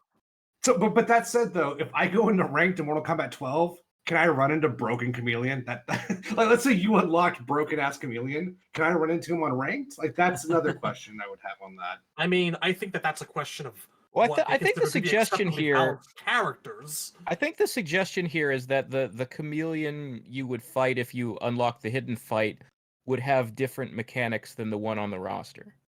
Yeah, she can combo your ass for And I'd be okay. 78%. I'd be okay with that as long as it was like. So the hidden fights in 9 were underwhelming to me because Reptile, Smoke, Jade, and Noob were just they weren't hidden characters anymore. They were base roster characters. I would want the first time I see this guy in the game to be the hidden fight. And then maybe if you beat that fight, you unlock them and they're weaker than when you fought them, like fucking Magus and Chrono Trigger. That would be fine. I do agree with don't that. want. I would like it. I wouldn't want to revisit the same fights that I had. I don't want to. I MK1 don't and want 2. to uppercut a guy into the pit and unlock a fight with Sonya Blade. That doesn't feel like a hidden character. That's not right. That's just dumb. That's terrible. Everybody hated that. No. Some asshole in a ninja costume we've never seen before. Woo! Or Chameleon. I'll take Chameleon. All right. Well, All right. it's all right. You know, when we get a soundboard, when they give that option to our server, we're adding all that stuff in there. It's gonna be Absolutely. great. It's gonna be so Yeah. good. That being said, I think we are now at Razor. I believe so. We're on my second pick. So, this one is visuals related. And we've talked before about how, MKX was very like brown and bloom, very gray and desaturated, was not fun to look at. And 11 was a step up from that. It was a much more colorful game. I still found the visuals underwhelming for two specific reasons. So to make me happy, what 12 needs to do is the costumes need to look like Mortal Kombat costumes and not like Injustice costumes. Okay, the ninjas need to be wearing actual cloth Vs and not plastic or rubber with a bunch of zigzagging seams sewn into them. Mhm. Okay, we need to stop with the zigzags and the greebles. That's a big one, but even more than that, I need the UI to be multicolored. You know, the UI was all white in X, it was all yellow in 11. I need fucking green with red underneath health bars. Yeah. I need the names to be written in a yellow font. I need multiple colors in the UI. Otherwise, it doesn't look like Mortal Kombat to me. So that's a Yeah. big one for me. Yeah, I mean, they've been mixing it up each game, so hopefully, yeah, especially, I mean, if we're gonna presume it's a reboot of some sort, or they go back to There are other little things here and there. Like I've noticed in like between round 1 and round 2, sometimes they don't have the announcer talk anymore. Like they'll put like flawless victory or round 2 fight on the screen, but nobody says it out loud. They've gotten rid of like excellent and outstanding when you uppercut people and stuff like that. right. The little danger message when your health is low has been very, very toned down. Oh man, so much of that stuff is gone. I need all that back. The minimalism in general is not a direction that I enjoy. Sure. The psychology of this entire series was about kicking you in the face, sitting up and making you pay attention. Right. People crowded around machines to like watch you rip a guy's head and spinal cord out, for God's sake. Impress us. You know? Yes, be more bombastic Very with impactful. your Yeah. visuals and audio. I Yeah. think More bombastic MK4 about things that are not like And by bombastic, I just don't gory mean throw blows, more you know? blood at me, because that's what they do. They think That's it's all. that's what I'm saying. Like it's not just it's everything. It's not just that 10 seconds where you take a guy's spine out of his back. It's the little Gore things. is not the shortcut to flashiness. It is a part of it, but I need more than just that. Remember in fucking MK1 when you got down to danger and you heard Shang laugh? Yeah, that was nice. I always missed that. Always. It's been gone since then, but I like that's a good example of what we're talking about. I like being on certain stages and the boss is sitting there and they're saying things to you and you can see the mouth move and you can see them get up out of the chair, sit back down, you can see them clap and turn their head. Yeah. I think MK4 is grossly underrated for just how impactful a lot of the sound design and stuff was. It's Oh yeah. so good. Excellent sound design. Wish the music was a bit better. And tangential to that is they fucking Raiden doesn't say his Raiden things when he flies at you in 11. What the hell? This is part of a huge thing I've been kind of leading towards since we started I talking need earlier. I need more Ziggy Go Lick It. I need more Honen Kanjiri. There's this gigantic shift in the series tone towards being this incredibly cinematic experience, taking itself too seriously. Friendships aside. But it's like they're ashamed of the stuff like that. They're ashamed of the gibberish. They don't think it's believable, or people can buy it with how realistic the graphics are now, or something. I don't know. Look, we've talked about how part of the identity of Mortal Kombat is that it's fucking silly. This is the silliness that I like. It's silly. It's secretive. It gets I retention. want Tanya to yell "Ow, my leg" at the top of her fucking lungs when you break her arm. When you break her arm. Oh man, I do miss that stuff. All right, yeah, I mean, total agreement there.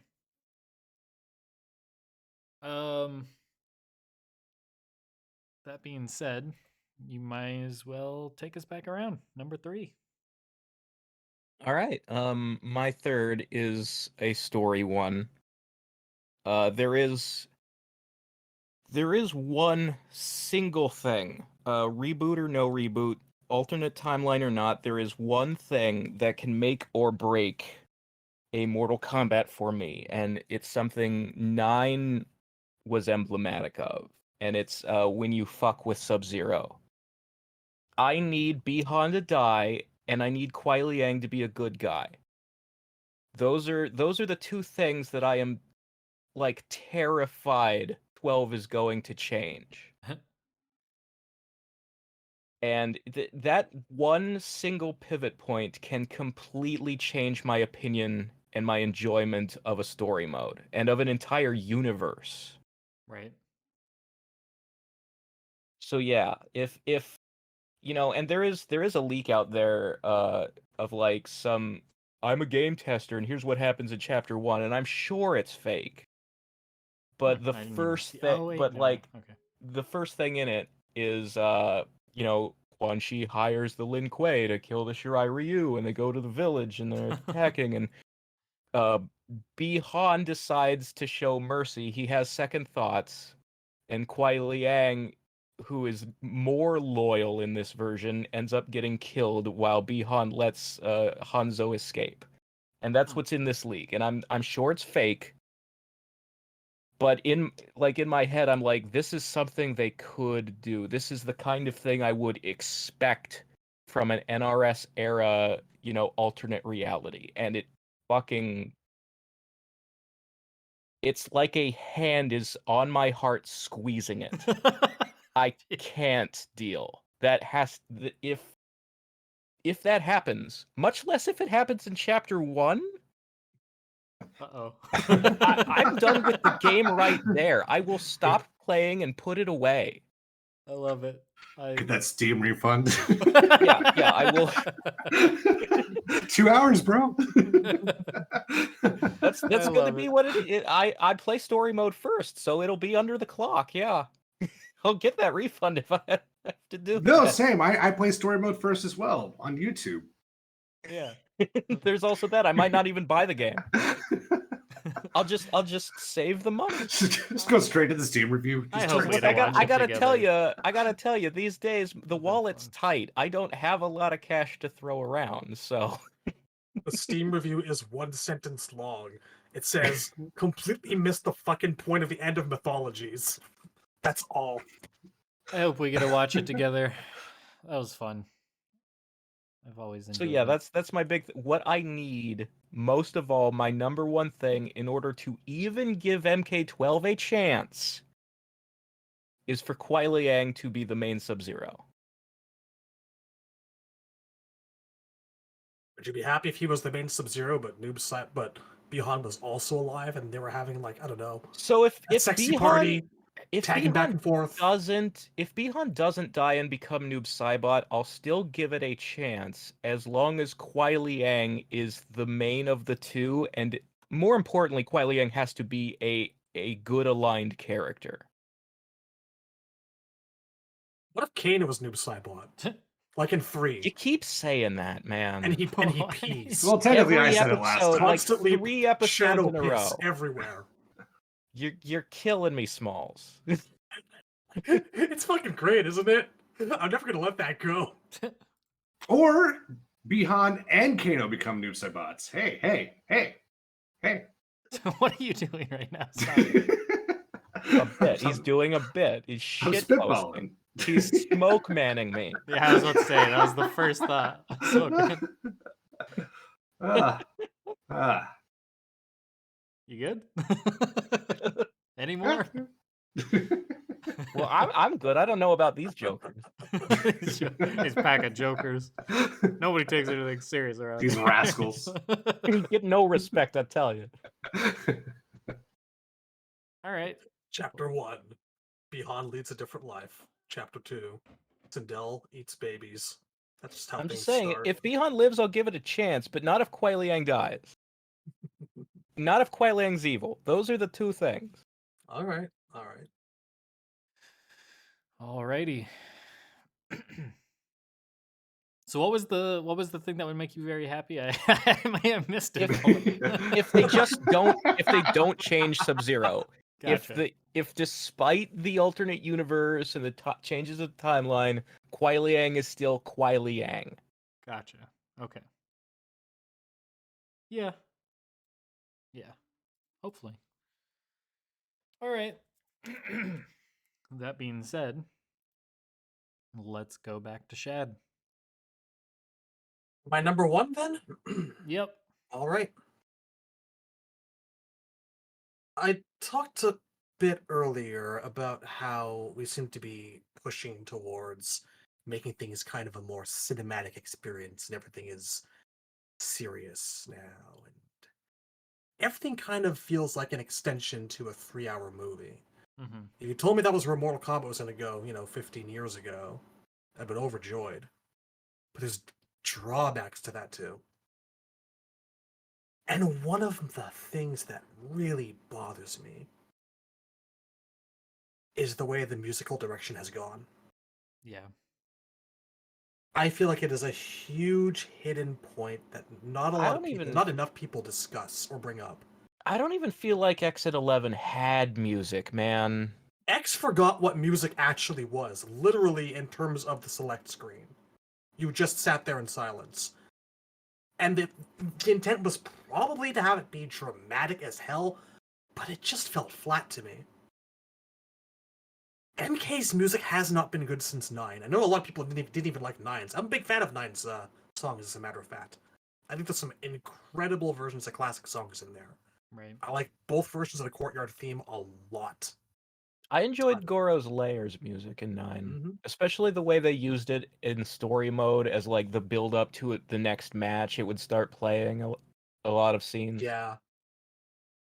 I enjoyed the Flesh Pits theme. That was a completely new theme, but I enjoyed it. It's pretty good. Good version of the Living Forest theme, Wastelands. Armor theme was really good too. But name me one track that you enjoyed from X or 11. I can name one from each game. That's it. Sea of Blood from 11 because Dan Forden composed it, and if you listen to that track, you can kind of hear like the kind of structure that an old MK3 song might have. I think Sea of Blood's a decent track. I vaguely recall in MKX the Crossroads had a music that sounded very 3D era-y with like a vocals, like a chorus in it. That's the only one in either game I can remember at all. There was one, I think it was the Botan Jungle, or whatever the hell they called it in X. It was the Kuatan Jungle. Botan was Armageddon. Kuatan Jungle, right. Botan was Armageddon. There was this good, chuggy, rhythmic guitar theme. That was good. That's the only bit of music I remember from the entire game. That's it. I couldn't tell you anything else. I was really hopeful in the lead up to 11 because they actually went out of their way to put a digital score up, and I was like, wow, they must actually have a lot of faith in this. But it's just the score for the cinematic story mode, and it was just all really forgettable, like generic superhero score stuff. Like, I don't care what you have to do. Like, we're talking about bombast, bring back some ass kickery to the fucking music. use the pentatonic scale. Make things sound as Asian if you have to, if you need to. But just make the music feel like Yeah, you MP know that again. the Hans Zimmer superhero stuff is a big I part of like when hate I it. was when I was talking about my second point with aesthetics and the costumes need to be they need to look like Mortal Kombat and not like Injustice. In general, NRS needs to remember how to treat Mortal Kombat like it's not Injustice. They need to get away from this generic superhero universe view of the franchise and remember that the IP is a kung fu movie. It's a martial arts fantasy world. It's not superheroes. There is a difference. I can say this for the main MK11 theme, the way it starts out with the strings, and then you get that single koto, da da dun da da dun da da da dun dun dun. That bit's pretty memorable. I'll give it that. But then it just evolves into like Zimmer strings afterwards, basically. I need music to kick my ass again. I really do. I miss it so much. Like it counts for so much in terms of presentation. Sure, MK is not known for having the fucking Street Fighter 2 soundtrack or anything. I've heard a lot of people say that MK music has never been good, but there's almost a certain feel to it. Like Rich Carl and fucking what was his name that worked on the 3D era music a lot? Vince Pontarelli. They did some good stuff. There's some pretty good. I mean, I've always been one of those guys who's like, I wish they had like memorable, hummable things like in Street Fighter, like character themes and familiar leitmotifs that come back again and again and again. And that MK music just isn't that memorable. But even so, like I can still like pick out a lot of tracks from 1 and 3, a couple things from 2. You know, if I can't remember off the top of my head and hum most anything from the 3D era, but if you played it for me, I would know it immediately. House of Picara. Remember it? Like if you like put it on and I was listening to it, I would immediately be able to like I know where that's from. I know what that is, you know? Ass-kicking hybrid Asian rock music. That's what I miss. Cyborg, Temp, anyone? No, I'm in complete agreement with you. Playing the old games especially, I just love the soundtracks of MK1 through 4, basically. Some of the 3D era stuff's okay. Things like Meteor Storm, I've mentioned before. I've even used that in one of my videos. I like the Falling Cliffs theme. So there's some standouts there. But yeah, I am completely pro the arcade era. I just felt like was on a whole nother level. And Oh I man, think the series I have to is take back what I just said. I can remember the Falling Cliffs. That like yeah, the way it starts. Yeah, that's a good one. And then, but yeah, I'm with you. The Armageddon Hell theme, man. The Armageddon Hell theme. Oh man, yeah. The NetherRealm and Armageddon is my favorite 3D era track of all time. Yeah.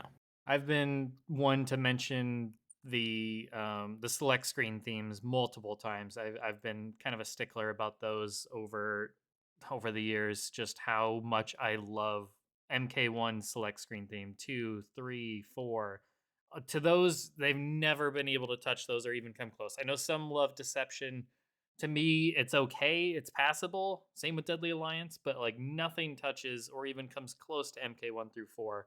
So I want that back. I want catchy music that makes you want to go out of your way to play on a stage just to hear the music. I want to go back to the select screen and I just want to wait to pick my character because of how much I'm enjoying the music. I want that effect. I think it's so underrated and underappreciated just how much that makes you want to like keep playing and how excited and pumped up it gets you to play in a match because that's what it's all about. Fighting games are all about hyping you up. I mean, it's a very you think of like KI and the old MK games, of course, where it just like would punch you. It just felt like it would grab you by the throat and just say, "We're gonna fucking fight," and like how much that would hype you up and just grab you by the balls. And I think that's something that they really don't do anymore. Now it's just kind of like I think of MK11 and I think of how the select the select screen has no theme to it. It's just the menu theme, and it just continues that bothers on me into a the select lot. screen.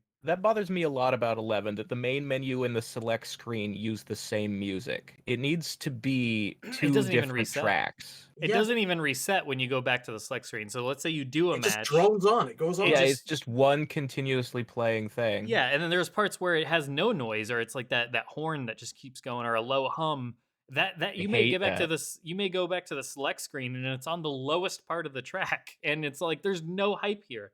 There's no excitement. You know what I'm remembering now? MKX was very similar to where it was just like this orchestral cinematic theme that sometimes would hit a low point because it can't just be high pitched the whole time, or at a huge major. Well, it can be, but they don't want it to be just because that's the way that music goes. So it's like you just get times where it's just like all you hear is the little. One other little thing, sorry, Shad, but like one other thing about the select screen is like the little chiming noise. Can we get the chiming noise of when you're selecting your character instead of the weird little tick that it makes now? Like the little tick, tick, tick, tick. Now that's what it does. Before it was like ching, ching, ching, or bong. Yeah, however the hell you want to, like, it was so much more just like visceral and fun and oriental, the whole shebang. Now it's just so just completely lifeless. It was cool being at the arcade and hear someone trying to choose their character. Like that tick does not translate in the same kind of a way. No, it doesn't. And yeah, it's another just one of those little things that have just been lost to time. Yeah. You don't really realize it until like one day it's not there, or it just slowly fades away over the course of games. I mean, it's an internet meme, but in this case, I think it absolutely applies. Soul versus soulless. Mm-hmm.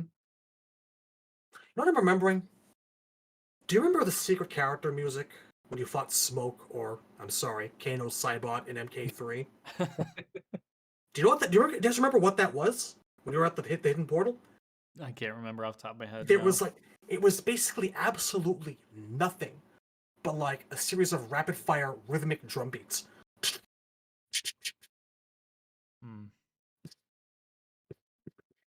I actually do remember that now. Now that you mention it, that does ring a bell. It's not even like a standout track on any of the soundtracks, but you remember it because it serves the purpose of hyping you up. You're in the middle of fucking nowhere with some sort of deadly enemy, and there's just a fucking drum track pounding the shit out of itself in the background on loop.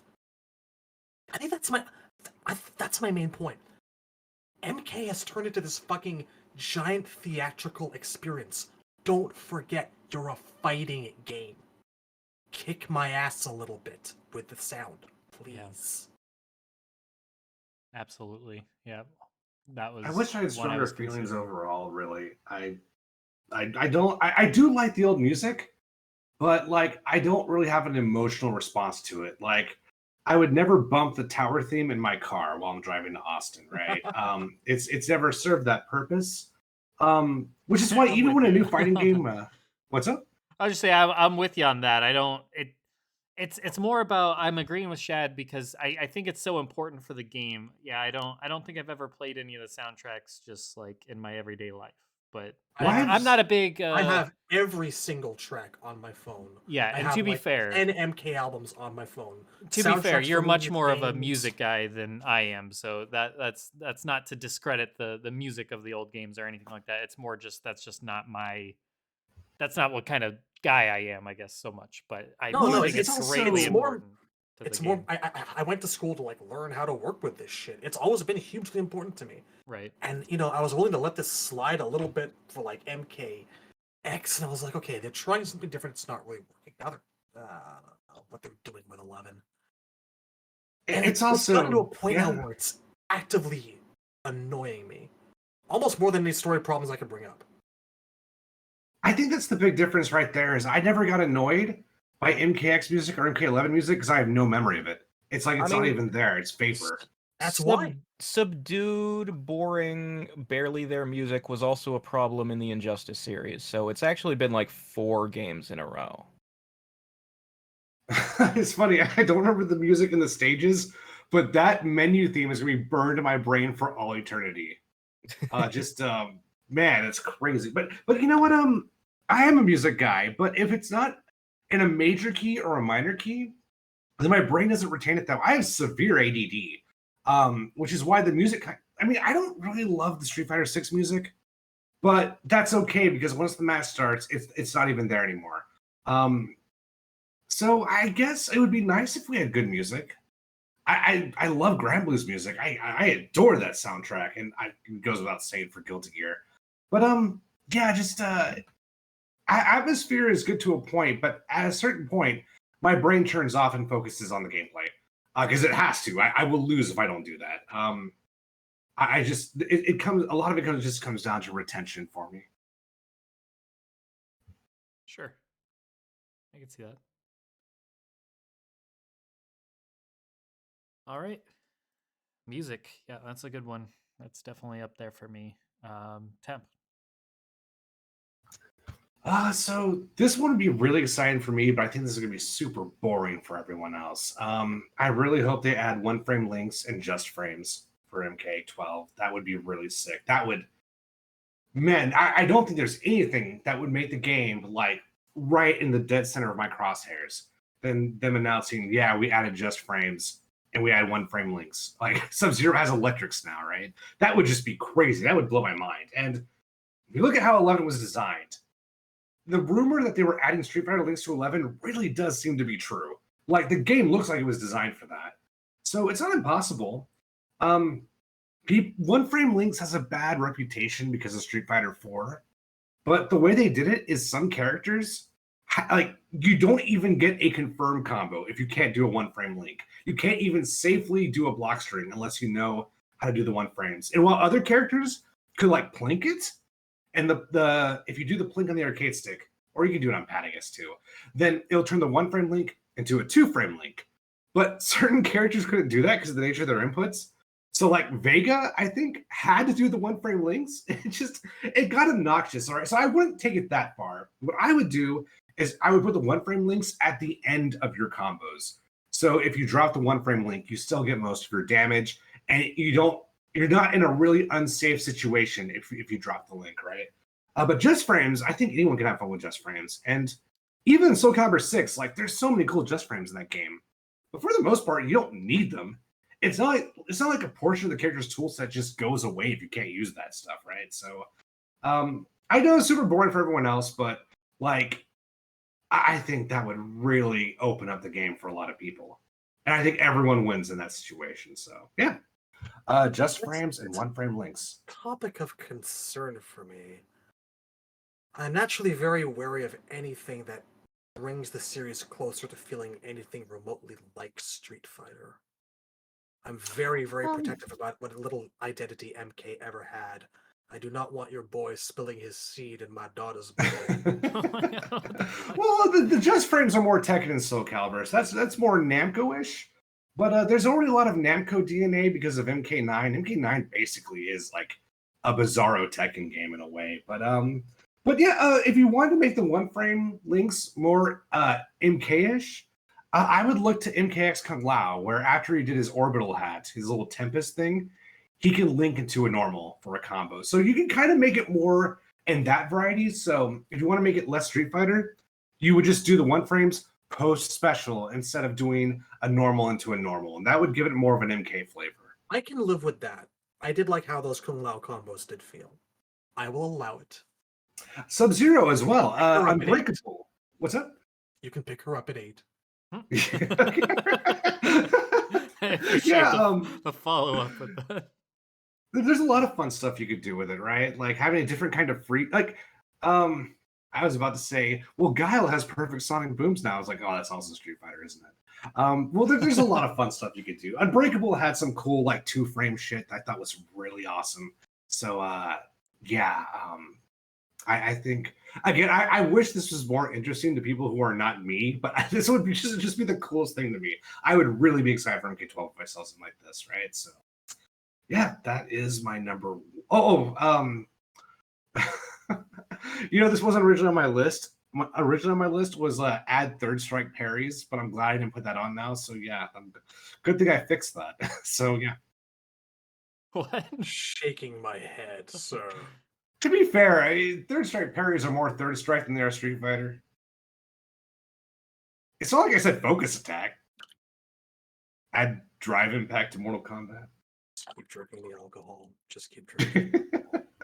That's my number one. That's One day, I all the get. Capcom people will disappear up their asses into a vortex of anime and despair, and we'll be left alone together, my precious, and things will be the way they used to be. Yes.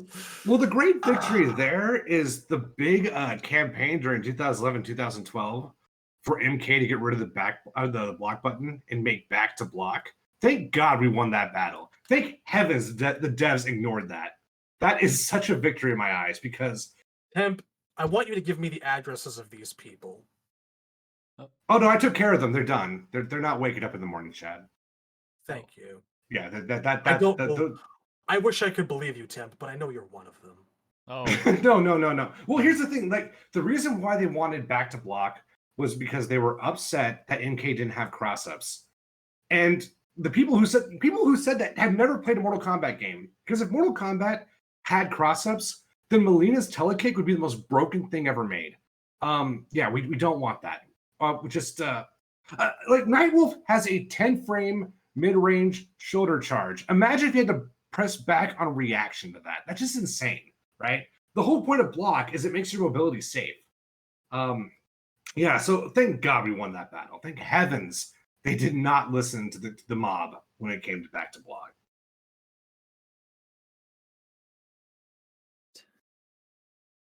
Just like imagine a bunch of like Resident Evil fans trying to convince Konami to put guns into Silent Hill more.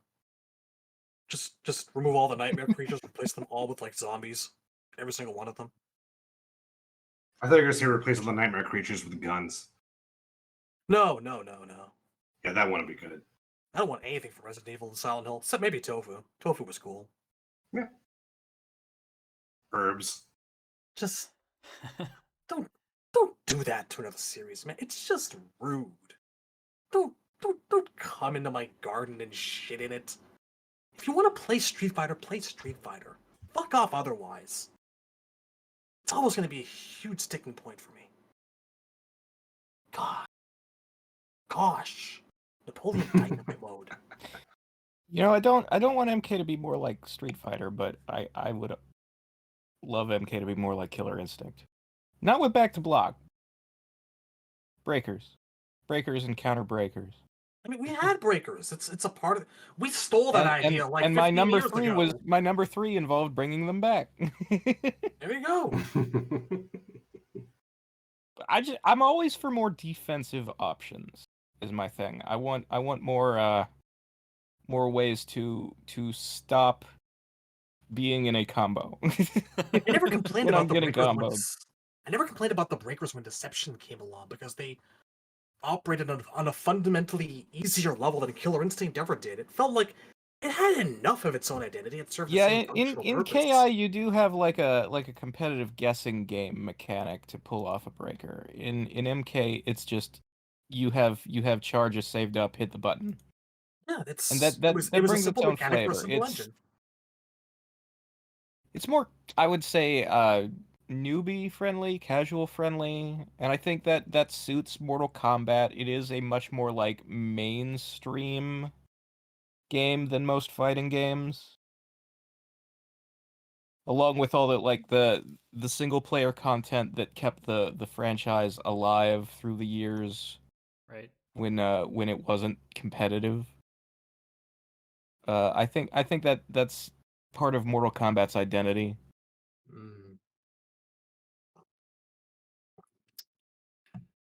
But bring breakers back, and maybe have. I wouldn't mind a mechanic where the counter breaker. Oh, you're breakering me? No, you're not. My combo keeps going. You spent some meter, I spent some too. And in retrospect, the whole like non-competitive 3D era, it's kind of in retrospect, it's kind of unjust because we never got Mortal Kombat Deception Second Impact. We never got Mortal Kombat Deception Third Strike. It didn't have an arcade where they could update it over and over again. I mean, you could get the PSP version. Technically true. I don't think that was get a PSP patches. That was before the era of gameplay patches for NRS games or Midway It was Games. The like gameplay guys were showing me some Ibuki stuff from Second Impact. I'm like, oh my gosh, this is worse than almost anything in Deception. This is crazy. revision You have one a of breaker in Deception. Deception, right? Yeah, there's a reason people only talk about Third Strike when they talk about 3. Deception's a bit harder. It's a bit more complex than that because you can what you can consider revision 1, which is the PS and Xbox versions. Then you have revision 2, which is the GameCube version, and then you have like revision 3, which is the PSP version.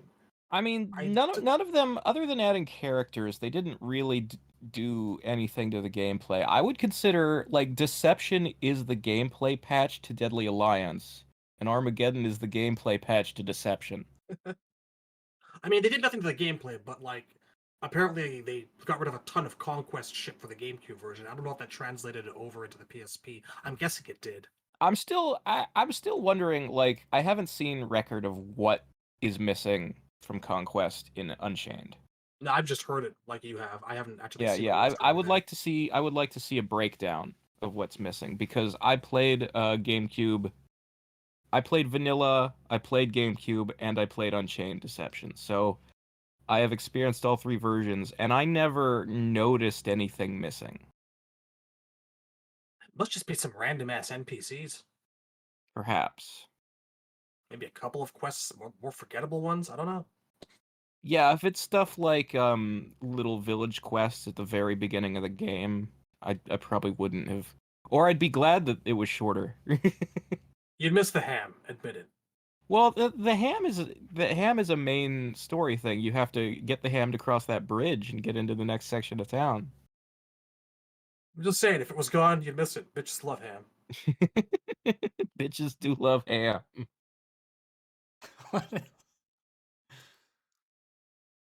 All right.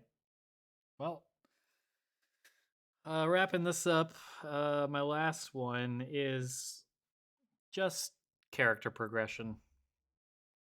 I want to see characters, especially, I mean, the ones that have yet to get character progression in like 15, 20 years. I just want to see people get new chapters in their story, something new. I don't want to just, hopefully not just retread the same ground, but yeah. So if we're in for a reboot or anything, or if they change things up, I just hope it's not more of the same, and instead, like, we actually get to see these characters make it out of the same kind of whirlpool that they've been in. You know, less so like the Johnny Cages and the Scorpions of the world, and a little bit more so of like a Cyrax who's just never, like I said, has not gotten story progression since Deadly Alliance. So, I mean, Baraka over had 20 his years turn. ago. It's Reptiles now. It's Reptile's turn. Right. So, I mean, I just want more chapters in these characters' story. Hopefully good. But yeah, I just want to see them move past the same role that they've always had. That's it. I mean, I think that would be cool. I think it's further. We could probably start singling out some names here: Cyrax, Reptile, Smoke. Jesus. Obviously, yes, Smoke. It'd be nice to have Serena come back and actually do something, literally anything. I would like them to possibly expand on Gerard being inside of Ermac. I would like that to actually matter and not just be a throwaway part of his 9 ending. Yeah, I That think shit's I think important. it's about time for that. Who else? We've had plenty of progression for Johnny, Scorpion. Sub has progression before anyone else. Might be nice to come back around to him now. I don't know. That's a whole other conversation. How about we progress to a point where Kano is dead? Throw that in your Barbie, Trib. You know, again, Kano is a gigantic discussion on its own because, like, we must seem like the people who hate Kano the most out of any part of the MK community. We've never had a kind word to say. That's the thing. I like Kano, but I would like Kano differently. I somehow. like Kano as the season 1 villain of a multi-season show. Like he's short term. You know what I think would be really fun? I don't think they use him right. I think they keep dragging him on because he's iconic and because, you know, funny Australian accent, we can't lose that. But You know what? I'm gonna give. Okay. Put down the pitchforks and torches. I'm gonna give the MK 2021 movie this. It made Kano interesting for the first little while by actually, totally unconvincingly, by the way, trying to tell the audience this guy's on the good guy's side. Do you buy it? Do you buy it? Of course you don't. He was never like. I have a major problem with. There's a scene in the middle of that movie where the whole reason Kano was on the team was he told them he could lead them to Raiden's temple. But after they jump out of the airplane and they're walking to Raiden's temple, he's no longer useful to the team, and him and Sonya fight. And at the end of that fight, Sonya has him pinned down and at her mercy, and he's like, "Go on, do it, kill me. I know you want to. Take my magic tattoo." And she lets him live. Why? I mean, that's a problem about that movie in general. It's just, it makes no fucking sense. But I found the idea of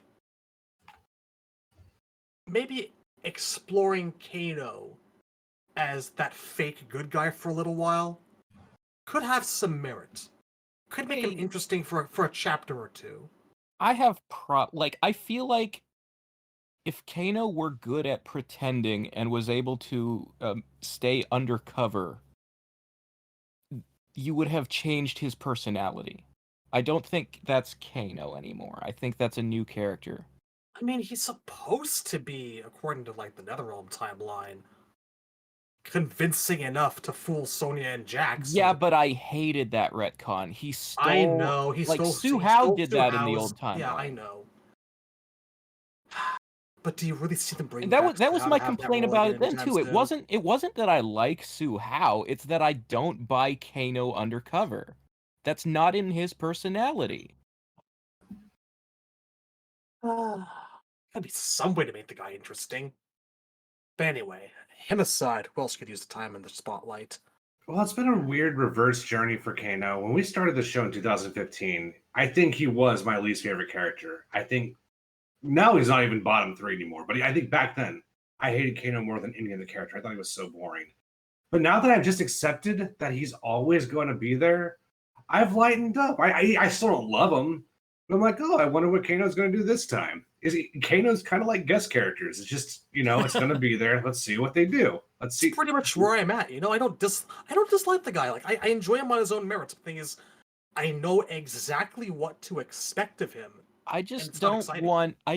He is one of those characters that contributes to the feeling of like Mortal Kombat being kind of like a Marvel or DC comic where it's like, oh, Spider-Man can't get older, Spider-Man can't get married and have kids. We have to fix that.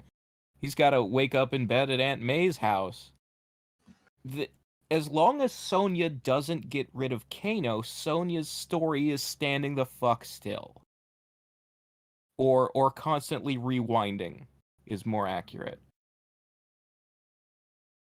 I don't know. I ran out of energy to hate Kano. I don't hate Kano. Yeah. I don't hate Kano. No, I'm not saying you do. I hate the story standing. I think still. you are, sir. No, I'm just kidding. Even the story standing still, I'm too exhausted. Because that's why I didn't like Kano. It just felt like a roadblock.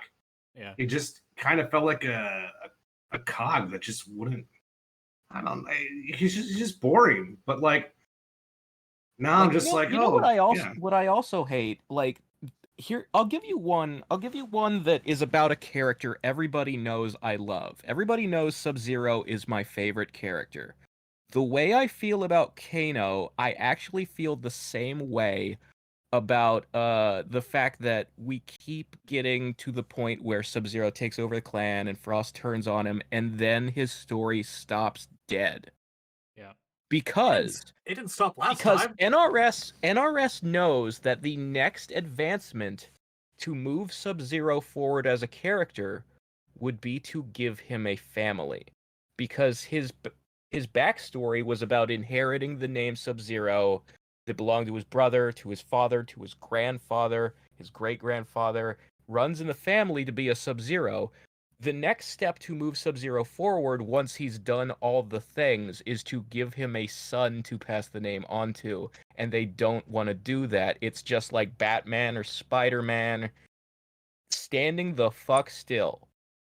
So what you're saying is the logical conclusion is that he shacks up with Serena and they have a tiny frost demon. I mean, Serena would be the most logical one. I don't want to see them invent some new OC donut steal for a fanfiction romance, right? Like, I don't want to see somebody's fucking fanfic.net self-insert come true. Serena was there. Serena actually made a connection with him in Deadly Alliance and Armageddon. If you read those bios, that was even deeper than the 10 seconds she knew Bihan for in Mythologies. So yes, that is where I would like if Sub-Zero the Third, if the son of Kuai Liang needs to have who's his mom said on screen, Serena makes more sense than anybody else. But I would be just as comfortable if they just didn't say who the mom was and was like, here's the next Sub-Zero. Fuck it. It'd be a hell of a lot nicer want, than, murdering his entire clan, turning them into robots, and I just reducing them to an want the NPC. characters to. I want what Cyborg said he wants, for things to move forward. Yeah. And the problem with moving forward is you can't if you keep rewinding with these goddamned reboots. Which is why I never wanted Armageddon to end with 9 in the first place. I wanted them to just save the world from ending and have a sequel to that. Well, I like you hate said, alternate you can't... timelines because they just bring everybody back to the start, tell their origin stories over, and then they get stuck in one place. Well, it was like you said, you can't build a house on a broken foundation. Yeah. And given the way things went in 11, I'm happier to reboot than I am to continue with that particular. Yeah, no, I definitely didn't want to still be in that timeline. I just really, really wish MK12 was, I don't know, set in the old timeline after Armageddon. Just do what Devil May Cry did. You know, they had DMC and people didn't like it, and then they just, okay, fuck it, we'll make 5.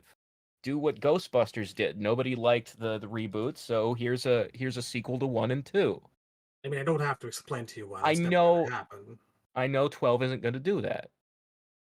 Like, that was never even an option. It wasn't something I was hoping for. It's just what It's I the would do if wish. I were in their shoes. That's the pipe dream version. Mhm. And that's why I said at the beginning of this, I know they can never make me completely happy story-wise, so here's a gameplay thing I'd like, and here's an aesthetic thing I'd like. The only story thing that I need them to do is not fuck up Sub-Zero. Because what I really want big picture story is just not the direction they're going, and that's fine. I've accepted that. So, I'll take what I can get on the side. Right. But if it were up to me, MK12 would be a sequel to Armageddon. So that the characters could move forward instead of moving backward and then sideways.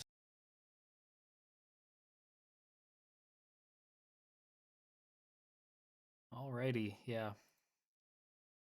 Yeah, that would be awesome to just finally break new ground, get some new story, let characters But I mean, the evolve and reason I move said all on. that was just to establish I don't hate Kano. I just hate that the story keeps, Kano's rivalry with Sonya. Like, there theoretically are new things you could do with Kano.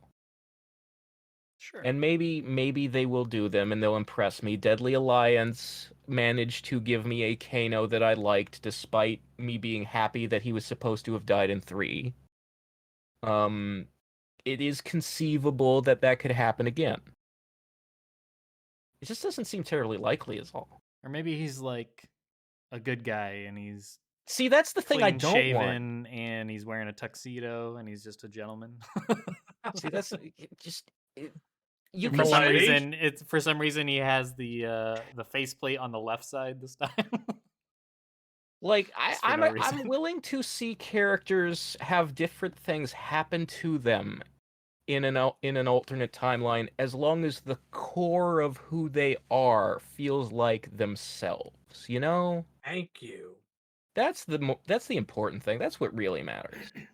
And it's I agree for the most part. I wouldn't mind seeing some bad guys now good or good guys now bad, but I agree only that the see I'm only open to that if it felt like that character was sympathetic to begin with. Like I could see a reptile switching sides because Yeah. he finally learns that Shang Tsung and Shao Kahn are never going to bring your species back. They're lying to you. You know, like You? yeah, that there makes are sense. characters who can turn and it would fit their core personality. Right. But there's a lot who can't. Kano as anything but a slimeball dirtbag greasy criminal isn't Kano. Kuai Liang as anything other than like the honorable guy who is reluctant to kill and believes the best and there's something wrong with these people I know and I can save them. That's who Kuai Liang is in the center of his soul. And if you change him, so here's like a big picture thing that kind of bothers me. The core story of Mortal Kombat for years and years and years when it first started was the message that the gods cannot decide a man's destiny. You have to work for it yourself. Choose your destiny is literally a catchphrase of the games. Yeah. Now, from MK9 on, they have repeatedly had god characters changing people's destinies against their will. And Chronica is considered a massive villain for doing this. But when Raiden did it in 9, nobody went Raiden was the bad guy except me. I was the only one pointing out that this is morally wrong. And if Liu Kang has created a universe where he's fundamentally altered the path of people's lives in ways that end up like if Kuai Liang dies and Bihan doesn't, then Liu Kang has just chosen Kuai Liang's destiny for him and ruined his life. And how is he still a good guy if he does those things? Right. That's my problem with all of this time travel stuff is that it robs the mortals of their agency in Mortal Kombat. And it makes the gods who are doing it bad guys.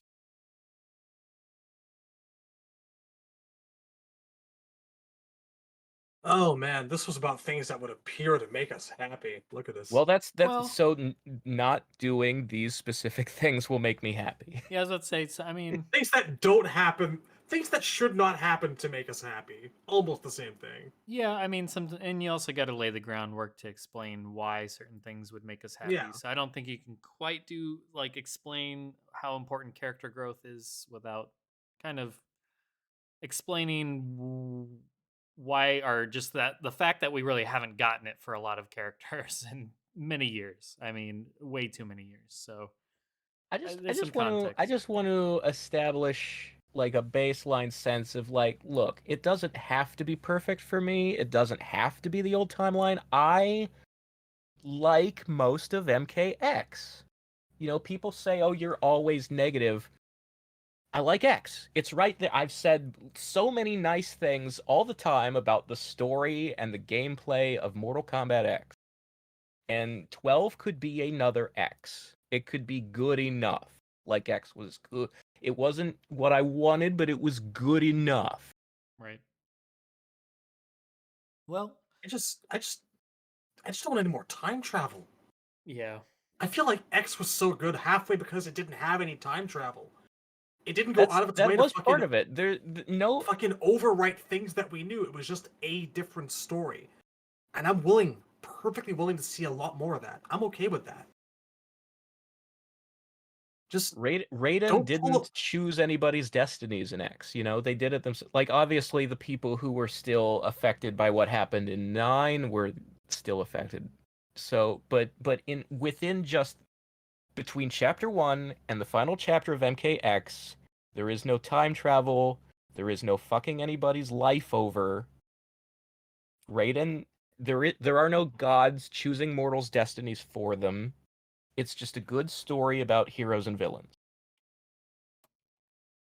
Right. All right. Well, let's wrap it up here. Those are all the things that would really make us happy and excited for MK12 if they do those specific things that we covered for each of us. Or do not do those specific things in Yeah, some I mean, cases. like I said, in some of those examples, it was just kind of establishing why certain things bother us and what to do or what not to do and able to really excite us or make us happy. But that's just us. Now I'm curious what everybody else thinks. Let us know in the comments below what you think or what you specifically want from MK12 that would really get you excited or make you very happy and be able to overlook certain flaws and so on and so forth. So let us know what's most important for you to get right or for them to get right for you in the comments below. And once again, I'll reiterate, if you're still listening to this, just leave a like. That would be awesome. I would appreciate it. And yeah, thanks everybody for tuning in, and we will catch you next week. See you later, nerds. Take care, everybody. Try and catch me, bitch! I don't know if that one's gonna stick. God damn it. Honestly, I think you should just shout the word catchphrase. That's too low effort. Not if All you right. really put some energy into it. Maybe it should I mean, be that's how. Hmm? Like, I don't do effort. That's where all my catchphrases even come from. I don't even complete full words sometimes. You can't have two people that are low effort. That is just lazy. I gotta have something. Maybe this. I is mean, the thing. secret's out. I'm lazy. The people know. It's you could take the roadblocks down. You could do a My little. search- You could make do a my little search for tap dance with a catchphrase cane and go. That's all, folks. That's all. Okay. Fuck off. Good night, people. Da-da-da-da-da-da.